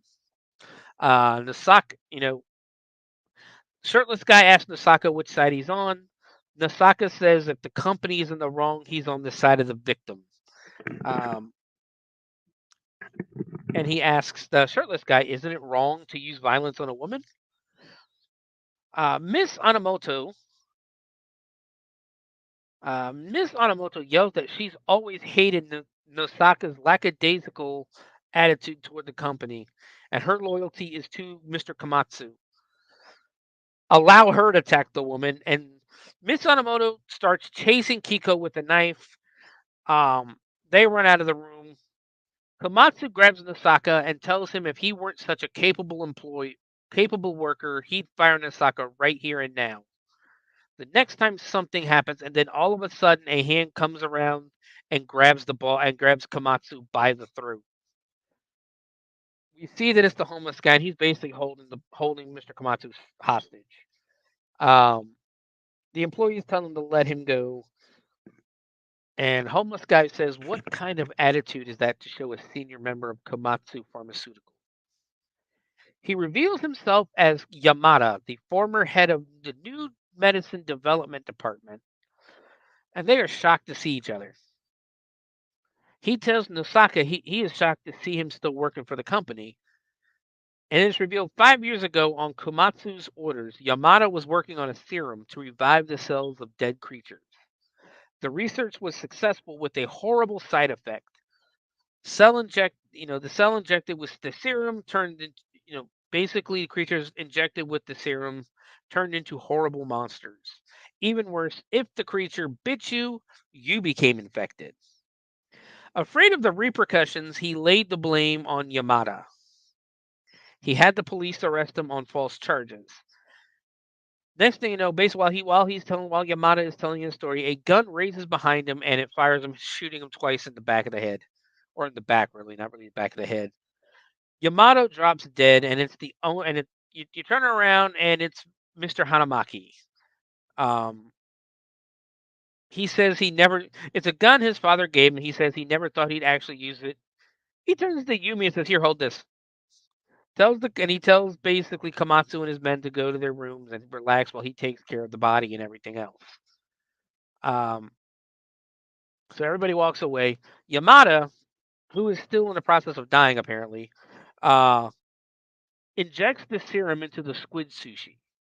The squid sushi from earlier. He tells the squid to raise his gang and avenge his death, essentially. Uh, Meanwhile, Miss Anamoto is still chasing Kiko with a knife. She headbutts Kiko headbutts Miss Anamoto, who she gets turned around, and Kiko falls to the ground, holding her head in pain with her fingers up. The secretary stumbles backwards, and right into Kiko's fingers go right into her ass. Through the skirt, but right into her ass. The secretary farts and says, "Ow," and then she starts chasing Kiko again. Yep, fart jokes. I'm down. From behind, Kiko sees, as she's about to, as Enomoto was about to start to stab Kiko, Kiko sees the flying squids, and the Miss Enomoto hits it by, turns around and goes, "Where?" Boom, hits it by mistake, and it ends up flying into the to the room that Pervy guy and Bald guy had gone to. Um,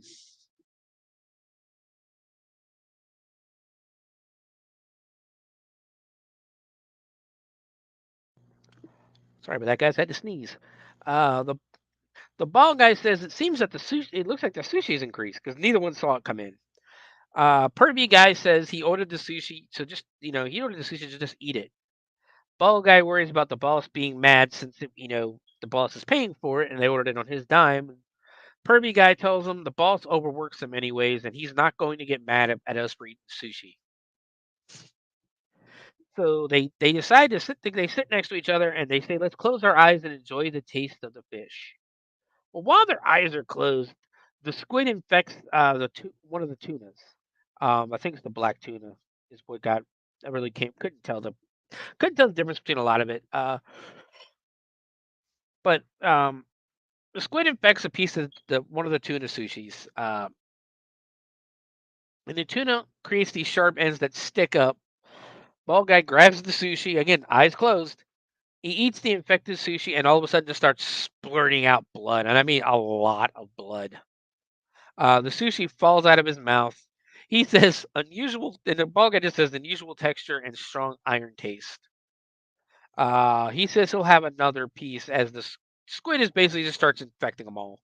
This one develops teeth, and when he puts it in his mouth, it bites the guy's tongue off. Two more, two of the other sushis jump off the plate and start just ripping bald guy's throat out. The salmon roll is laughing as it eats the bald guy's tongue. I mean, like the sushi is laughing. The fish, and then all of a sudden, two of the fish sushi start bullying the egg sushi. So apparently, the sushi is also racist at this point.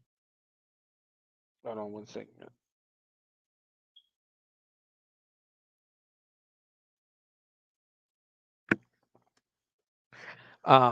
Because they just don't like it because it's egg. The other guy starts running from this. Basically, Pervy guy starts running from the sushi. We cut back to Mrs. Enomoto and Kiko still fighting over the knife. Enimoto calls Kiko a liar for saying that she saw the flying squid. Kiko sees the flying egg sushi, and uh, Enimoto kicks her, and her head knocks the sushi off course, and they fall into a room and shut the door. Uh, Pervy guy is screaming that the sushi is coming to eat us. Secretary turns to see the salmon roll flying right at her. She screams and it just latches onto her tongue. The salmon roll starts ripping out her tongue, like pulling it far, far, and all that good stuff. Like pulling it out. And while she's struggling, I guess the secretary, Miss Enomoto's shirt starts coming open, and the guy sees it. And basically, as she's dying, it kind of looks like she's dancing the way they filmed it. I think she probably was as a joke, but Pervy guy decides now is a good time. He goes, well, she's gonna die anyway, and those titties are right there. His words, not mine. And he basically decides, you know what? I'm going for it. And he goes to grab her breasts.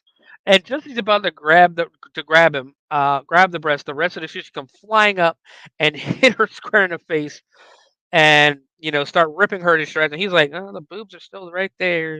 Just gonna go ahead and he basically says he's still gonna touch them."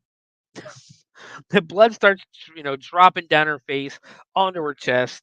He goes in again, but he looks right in her eyes. Her eyes get wide and then just burst out of her fucking face. Like her face exploded. It was awesome. And finally, Pervy guy goes, "Fuck this," and runs. And the sushi is a laughing again. That was one of my favorite scenes. In all honesty, that was one of my favorite scenes. That was hilarious. Where the basically that's why, and now you know why I call him Pervy guy. Um, He's basically Miss Animoto is on her deathbed. She is dying. She is getting eaten, and he's just like, "Well, the titties are right there. I'm gonna do it. I'm gonna go ahead and do this." Um, and he like literally, he's even saying that, well, she's still alive technically. Um, so we go back into the room where Kiko locked herself in, and she finds Mr. Sawada tied up. Um, she asks him what is happening, and he says some weird guy attacked me. She tells him about the flying sushi, and he asks her if her brain imploded. She just says yes. Kiko says if she doesn't stop this, everyone is in danger. Mr. Sawada asks why are you so timid, and tells her that she must stand tall with her youth. He tells her with her hands she could be a fighter, a cook, or even a hero. He points at a picture on the wall and reveals that he was the head chef until 5 years ago when till 5 years ago. He was always making sushi with his wife. As the head chef, he grew cocky and one day got into a fight with a customer, and then he accidentally stabbed his wife instead. And since that day, he's become knife phobic. Well, Kiko just looks and goes, "What about those?" Apparently, he didn't notice he was standing next to some knives. He screams and just throws himself into some clean sheets, hiding from the knives, screaming for her to cover them. And she just jumps in front and goes, "Meh," puts her arms out, blocks it. Apparently, that's good enough. He tells her that he wants to protect her talent and to not give up. And that's the end of that scene. And that was weird. In a movie that's weird in general, that was a little weird. Yeah. hmm let's see. We cut to Mr. What's his name again? Mr. Hanamaki walking up to Yamada's dead body and with a shovel, some rope, and that he's like asking, "What has he done?" And he turns around, and now Yamada's body is gone. Uh, Mr. Hanamaki, uh, looks left, and there's Yamada standing in the shadows. Mr. Hanamaki runs away from Yamada, and then basically he's running away from you. He runs away from Yamada. He starts running upstairs. Pervy guy comes around the corner, and they fucking like just ran headfirst into each other, like headbutt each other. Mr. Hanamaki yells at Pervy guy, and Mr. Pervy guy stands up, and the squid goes right through his fucking face. Like the squid is now embedded in Pervy guy's face. Mr. Hanamaki locks himself in a closet as we cut to Yumi, who is talking about wanting to dump her husband. And Sushida is making more sushi. I guess Sushida is not dead. He tells her the situation appears to have been too much for the husband. She says inheriting the inn has made him childish and pathetic. Um, Yumi compares him to says compared to basically she just says Sushida compared to my husband, and that's it. That nothing else. They just start making out. Um, Yumi wants him to do the special Japanese kiss that he does to her. And Shushida just says, "Oh, the one with the egg?"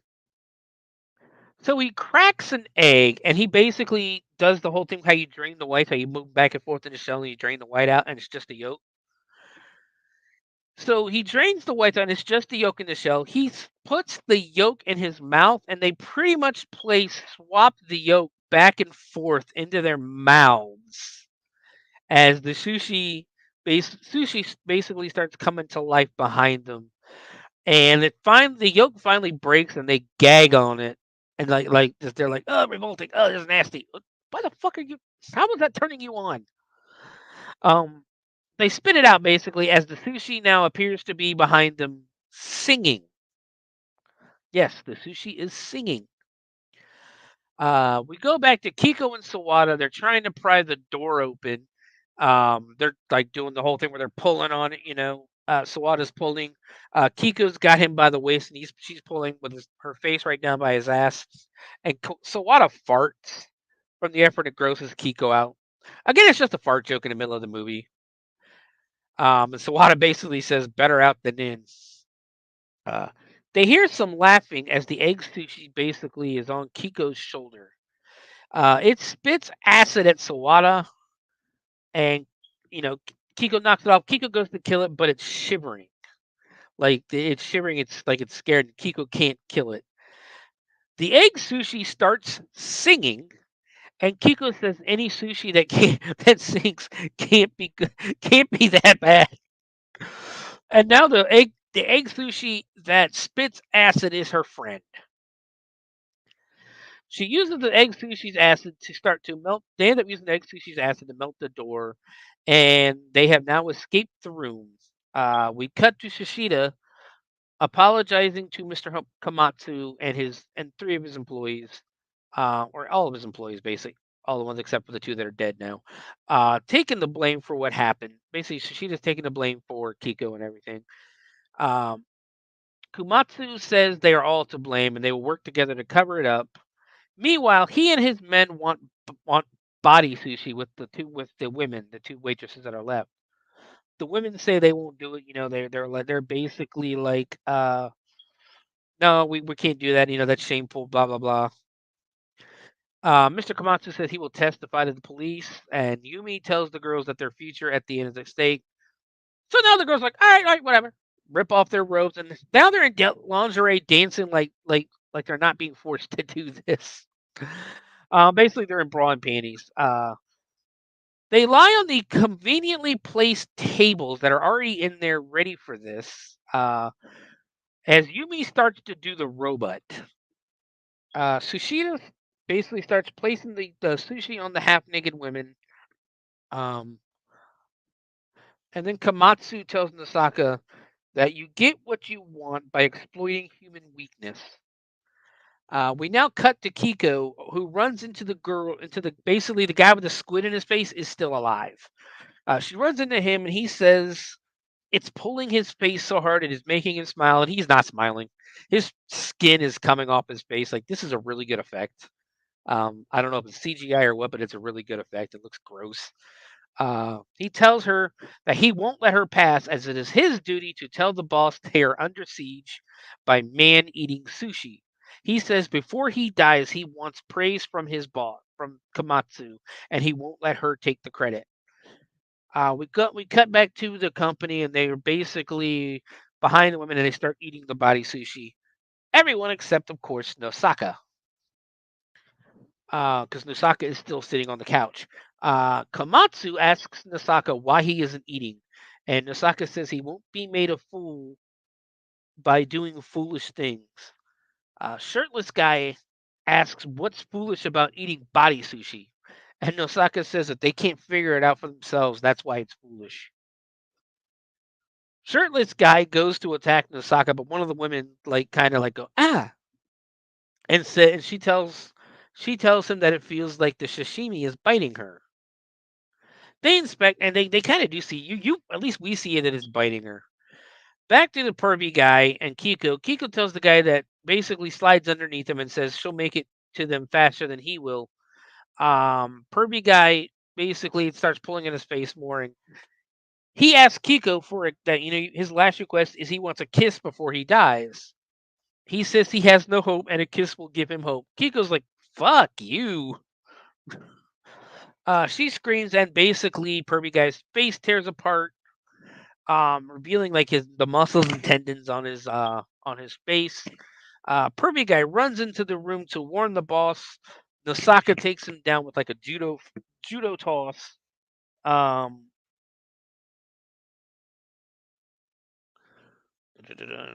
and then the sushi starts biting the other girl, and she says they're all biting her. Blood starts spurting out at this point, and the sushi starts laughing again. And now it's a friggin' bloodbath as both the women are start to get bitten by the zombie sushi. Komatsu tries to pull them off with chopsticks, and that isn't working. Sawada, then we cut to Sawada, who is running from the sushi and ducks into a room with Mr. Hanamaki in it. Sawada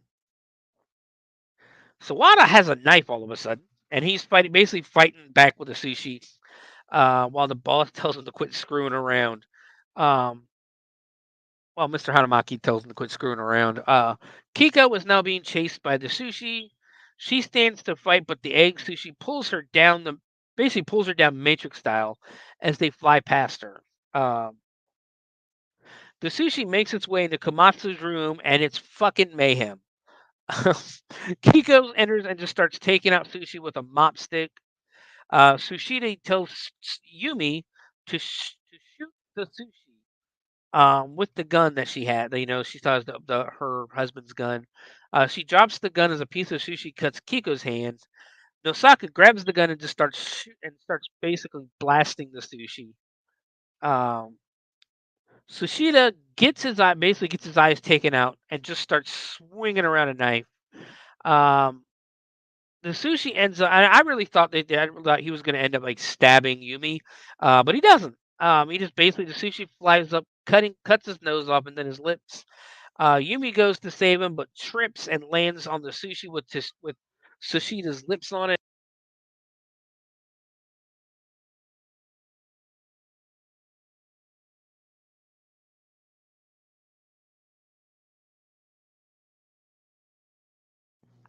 Wow, I don't know how long I've been muted. Uh, we'll go ahead and start back up here. Sushida tells Yumi to shoot the sushi because she has the gun. She has the gun that the owner's dad's gun, basically. As a piece of sushi cuts Kiko's hand, Nosaka takes the gun. He starts shoot. Basically, the gun ends up on the ground. Nosaka grabs it, starts shooting at the sushi. Um, Sushida gets his eyes taken out.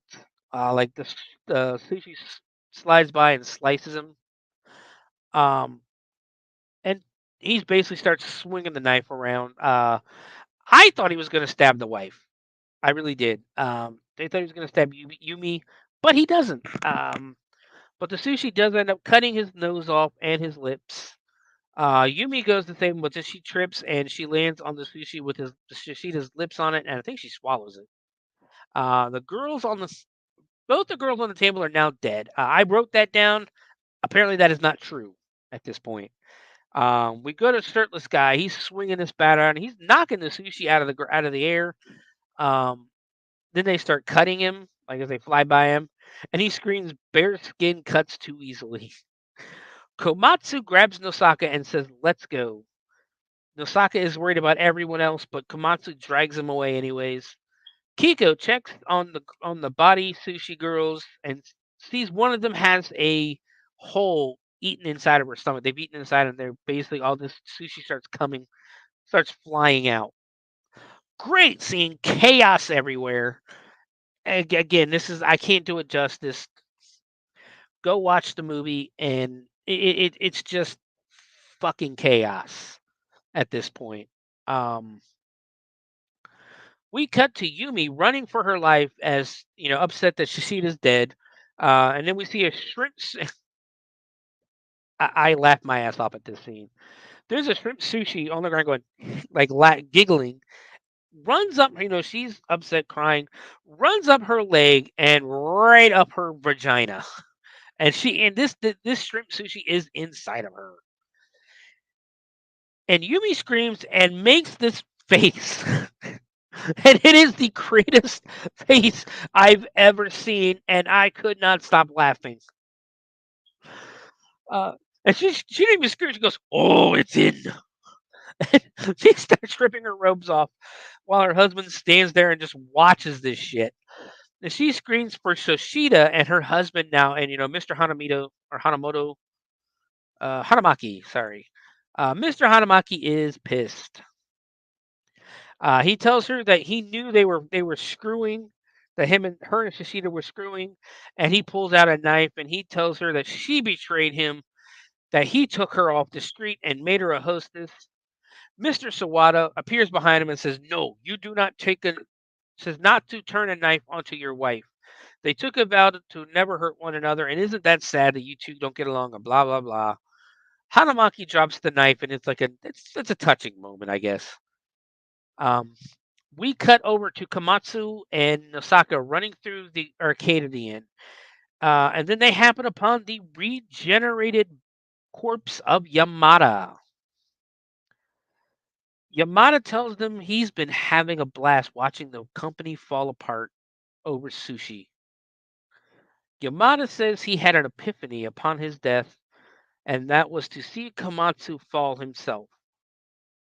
Like basically watch Komatsu fall himself. And Nosaka. When arrested, basically Yamada reveals that when he was arrested, Nosaka was the mastermind behind the plan to frame him.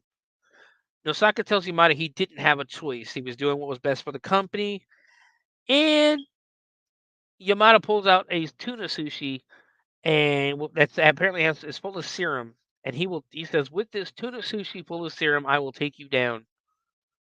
Nosaka handcuffs Komatsu to a statue. And Komatsu basically looks betrayed. And Nosaka tells him, I've been trying to get rid of you for years. And now he's lucky to have such a great chance to do it. Nosaka says everyone says he's cut out and he's going to be the next boss. And he runs away. And we turn back to Yamada, who is now turned into a human-sized tuna. He is a giant human-sized tuna. The rest of the movie, I am calling him Tuna Yamada because it's fucking funny. And Tuna Yamada has a fucking axe. Tuna Yamada runs at Komatsu and just starts swinging the axe, and he accidentally, he hits the handcuffs instead of Komatsu, and it frees him. And if they do the whole, huh? Like stare at you and go, huh? And then Komatsu runs, and Tuna Yamada starts running at him, and just starts fucking swinging the axe at him.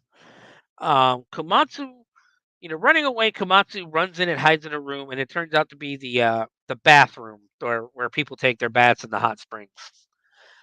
Komatsu hears some footsteps, and he just runs and dives into the pool, or the giant bathtub, I guess you could say, thinking it was Tuna Yamada. All of a sudden, a completely random naked woman walks in, and the only thing not being shown is a towel covering her vajayjay. This is our first and only glimpse of nudity at 1 hour, 2 minutes, and 29 seconds into the movie. If you're counting, she just sits there, boobs out for everybody, commenting on how peaceful and relaxing this it is, and that she's so happy that she's all alone, just her in the bath. And boy, is she in for a surprise. So in these baths, of course, there's a shower. They have to shower themselves off real quick before they get into the tub. She's showering herself. She puts some shampoo in her hair, starts washing her hair. And while she's doing it, Gamatsu sticks his head out of the tub and is like, hey now. She starts going on about how nice the inn is and how there's no perverts or peeping toms, that it's just not possible here. But if there was a pervert, she would show no mercy and call the police on them. She would sue and trash their social status. That's when Komatsu ducks back under the water. Finally, she says she'll see that he gets the death penalty. Her eyes are closed this entire time. She doesn't see anything behind her. Komatsu has snuck out of the water, and he's standing there looking at her. Tuna Yamada now walks in and just fucking beheads Komatsu. Just chops his head off. Blood starts spurting out of his neck hole, and starts showering her with the blood. And she's just comments, this how warm the water is. Completely oblivious that a giant tuna guy just beheaded a dude behind her, and she's bathing in blood now. That's the last we see of her. Shirtless guy says they need to get out because the sushi can't get outside. Basically, it's we cut over to sushi guy or shirtless guy and a random one of the employees with Kiko and one of the body sushi girls. The one that didn't die apparently. Well, the body sushi girls looked outside and she starts pointing and goes, yeah, well, we can't go outside. The camera goes outside to a tree and there's two pieces of sushi going at it, banging against the tree, mating basically. Shirtless guy screams, they're mating. They basically do the whole scene and they finish up and thousands of babies come flying out. And shirtless guy says, "We've reached the point where they no longer make sense." And I'm just, this whole fucking movie doesn't make sense, and I love it. Body Sushi Girl freaks out, screaming they're going to die. Eggy is on Kiko's shoulder again and tells her not to give up. Kiko makes this emotional speech. I didn't write it down because I was short for time, and it was just basically, let's not give up. Kiko says maybe they can live more than they expect to. Sawada appears with Yumi and Mr. Hanamaki. Um, and Sawada praises Kiko, tells her what a great job she's doing. Shirtless guy, and the guy that shirtless guy was holding up starts spitting out rice, and shirtless basically takes the bat and beats him down, kills him. Then all of the rest of the employees are now appearing as zombies spewing rice out of their mouth. Sawada says there's a barn outside they need to try to get to, and the group basically runs out. They're on this trail. The zombies are following them, as well as a swarm of zombie sushi starts flying at them. So they start running. Body Sushi Girl number 2 stops in the middle, and they just swarm around her and start devouring her. She tells, it's like a feeding frenzy almost. Body Sushi Girl tells everyone to keep running and use this time to escape. And after a couple of minutes, Sushi Girl 2 is now a skeleton. Kiko apparently did not listen and just watched the entire thing because she's still standing there. Shirtless guy stands back and starts swatting them away with a bat. One sushi roll busts out a fucking flamethrower, and I think it's like the torch that they used to roast the salmon. So I think this is the roast salmon one. And he just like lights shirtless guy's face on fire. Shirtless guy yells "fucking roast sushi" and basically before his face like starts burning and that. He says there's only one thing left he can try. Or he's only one thing left to do and he's gonna give it a try. He eats the sushi, like flamethrower and all, and his fucking head explodes. Sawada stops before the barn and Kiko has to save his ass by kicking the sushi. They run into Nasaka, basically they enter the barn. They run into Nasaka, who is eating some ramen noodles. Um, Sawana, Sawada and Kiko run into Nasaka, who is eating some ramen. Um, Kiko asks him how he can eat at a time like this, and Nasaka tells her, "You can't survive if you can't eat at a time like this." He reveals that he rose from extreme poverty, which is why he can sympathize with her situation. Um, and he mentions that he doesn't like fish, so that's why he never ate the sushi. There's a banging on the door, and the zombies start basically knocking down boards to get in. Mr. Hanamaki, Kiko, and Sawada try holding them off, try to put the boards back on. Yumi calls for her husband and basically says she's done for. She starts spewing out the rice like the zombies are, and he keeps wiping it away, and it keeps coming up. Now we get this touching moment where Yumi apologizes for cheating and says this is her punishment. Mr. Hanamaki basically forgives her and Yumi says farewell as the zombies make it in. She knocks the others out of the way and she runs outside to join the zombies. Mr. Hanamaki says the only one she's allowed to bite is him, and he runs outside and they basically kill the husband. Mr. Hanamaki is now dead as well. Um, Sawada and Kiko board up the door, but they run upstairs and there's a hole in the top, and the sushi starts coming in. Sawada says the sushi coming are the sushi of his dreams before one bites him in the neck. Sawada screams he doesn't want to die, and he does this loud scream which produces these sound waves, which somehow kill the sushi. Kiko says Sawada needs to keep shouting, and they might be able to defeat the sushi. Sawada says he wants to slice sushi once more. He doesn't have a knife phobia anymore. Tuna Yamada busts into the barn and demands that they hand over Nosaka or face death. Sawada and Kiko both just basically run over and put on sushi chef uniforms because they have time for this. Kiko now has sushi nunchucks. You read that? You heard that right. Sushi nunchucks, And Kiko goes outside and starts fighting the zombies that are they're slowly trying to get to her. And she starts fighting them, knocking them out with the nunchucks and that. Meanwhile, Sawada is inside screaming and just starts cutting up the sushi as they fly at him. He knocks them dead with his sound waves and starts making them better sushi apparently. Kiko is still outside having karate fights with zombies. Yumi and Mr. Hanamaki appear behind her. Yumi, she's basically Kiko's fighting with zombie Yumi, and Mr. Hanamaki appears behind Yumi and just grabs her boobs, and she spits rice out at him. The zombies, for some reason, just start spitting rice into each other's mouths, and Yumi and her husband kiss, and they fall down dead. Like the zombies are dead now all of a sudden. Now it's just Kiko with the nunchucks versus Tuna Yamada with his awesome axe. They fight around for a little bit. Yamada disarms Kiko, knocks the nunchucks out of her hands. They fight around the room a little bit. They start fighting upstairs. It's just your basic, karate martial arts fight. Yamada literally, Kiko ends up on the second floor. Yamada jumps from the ground to the top floor, lands, and then just flops around for a moment like a fish out of water would. I thought that was funny. Yamada says it's time for the fish of the day and just starts spitting out rice and fish, and it becomes a giant salmon roll battleship. You heard that right. It is a flying giant salmon roll battleship. The sushi battleship literally just starts fucking shooting at Kiko.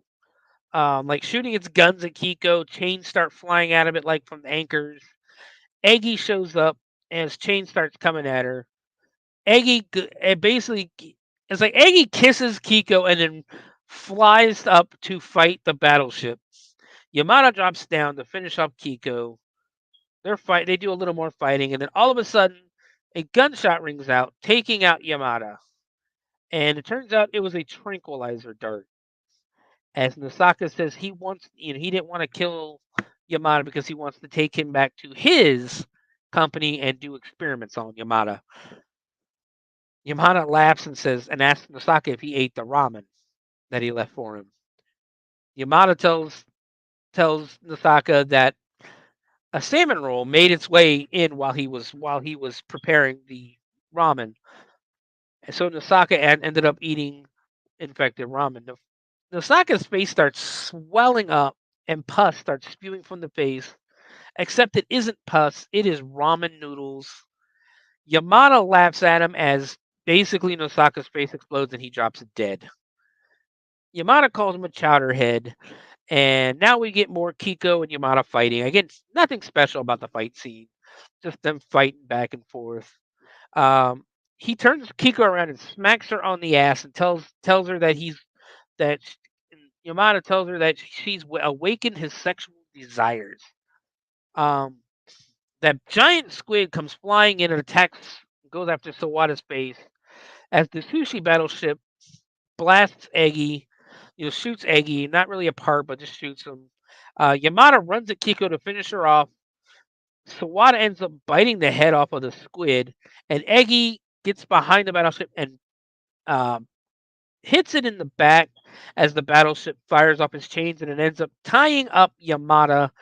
And Kiko runs at Yamada and does a super jumping kick to Yamada's head, which sends Yamada into the air. Basically, it ends up Yamada and the battleship end up tied together. Kiko runs at Yamada, does a super jumping kick to Yamada's head, which sends Yamada flying into the air with the battleship, and basically the battleship explodes, blowing up the sushi battleship and Tuna Yamada, and Eggy falls to the ground dead, unfortunately. Kiko kisses Eggy and says thank you. Kiko goes up to Sawada to make sure he's okay, and he has made his special sushi. He tells her it was the infected sushi, except he removed the nerve cells, so it won't turn her basically into a zombie. And I'm still not fucking touching that. She takes the sushi and she really, she likes the sushi. She loves it. Sawada admires her fingers again, and Kiko tells him she'll try her best, try to be her best. We cut to Kiko. She ends up showing up back home. She apologizes to her father for running away, and Papa tells her that she grew up while she was away. He says he thought a handsome sushi chef had walked in. Then all of a sudden, there is another zombie sushi on her shoulder who goes after the father. She catches it, remembers the nerve ending, makes it sushi, and she says she's the only woman in the world who can make man-eating sushi. Roll credits. That is dead sushi. There is so much that fucking goes on in those last few scenes. I do apologize. I somehow muted myself for a little bit there. I don't know where I left off when I got muted.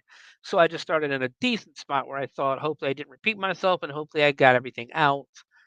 Even so, go watch this movie. Um, it was. We'll do the what do you call it? The review here in a moment. Let's do a couple of bits of trivia and then we'll head out. I know it's getting late. Uh, Director Noboru Iguchi says he got the idea for the film after Piranha 3D 2010 was a hit in Japan. He'd always wanted to make a film about people being attacked by animals and was searching for the right theme, something high impact. Since he also loved Attack of the Killer Tomatoes from 1978, he decided he wanted to make a film about food that attacked human beings.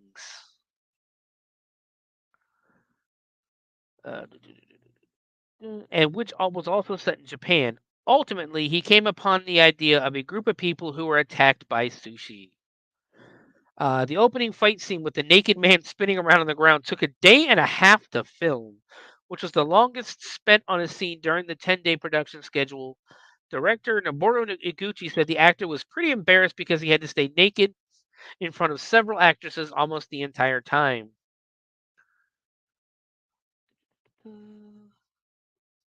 Apparently, it had its world premiere at the Fantasia Film Festival, July 22nd, 2012. Had a great soundtrack too.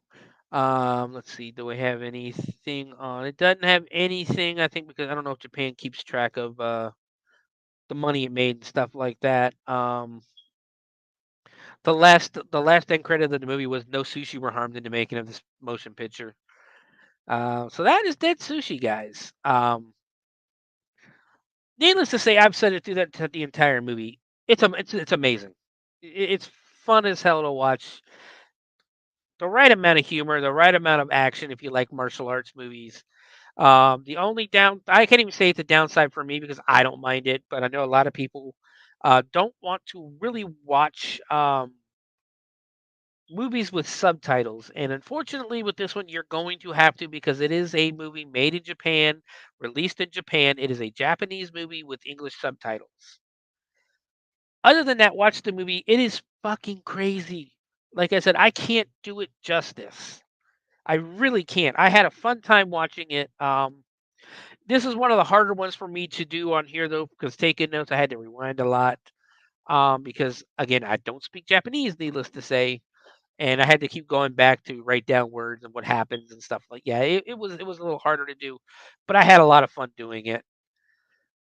So guys, so basically let's do this. We're gonna review it. Let's review it again. I've done this quite a bit and we've got a lot of them. 4.5. That's about 4.75 sushi rolls, salmon rolls. On this one, it's great. Go watch it. Even if you've listened to the whole episode, go watch it. Experience the wackiness and the craziness for yourself. But guys, it's been very fun. Where to find me? You can always find me at Bloody Binge Movie Podcast on Twitter, on Facebook, on YouTube. You can also find me on the Owl Light Network every other Wednesday, including this coming Wednesday, for Matt and Monsters, the wrestling podcast, where we talk about wrestling and we also do commentary on MMW, our WWE 2K24 Fed we got going on. Each one of us has our own roster that faces each other, and we all talk shit and all that stuff. It's a fun time. Come check it out. Also, you can find me if you want to really find me on Facebook. It is STEPHAN Henderson. on Facebook. That's how you can find me there. Look for the picture of Coney the Clown. Um, Also, you can find me on Twitch at Sewer Dwellers. I think it's Sewer Dwellers 78. I haven't done too much on there yet. I'm trying to get some more going. But I believe that is all. Here next week, join us. We're gonna do a shark movie. We're gonna do in honor of Shark Week. I'm gonna pick out a shark movie to do. So tune in for that next week, next Friday, 4 p.m. Hopefully we get on time again.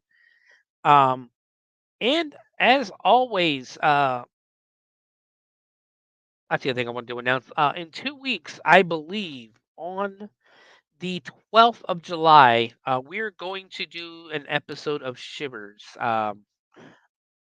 Potentially do an episode of Shivers. I haven't really decided on a theme yet. I want to do some kind of cryptid, but I haven't really done the research on them yet. So we'll see what happens. So keep an eye out on July 12th. For those who don't know, Shivers is my paranormal episode or paranormal show that I do every once in a while.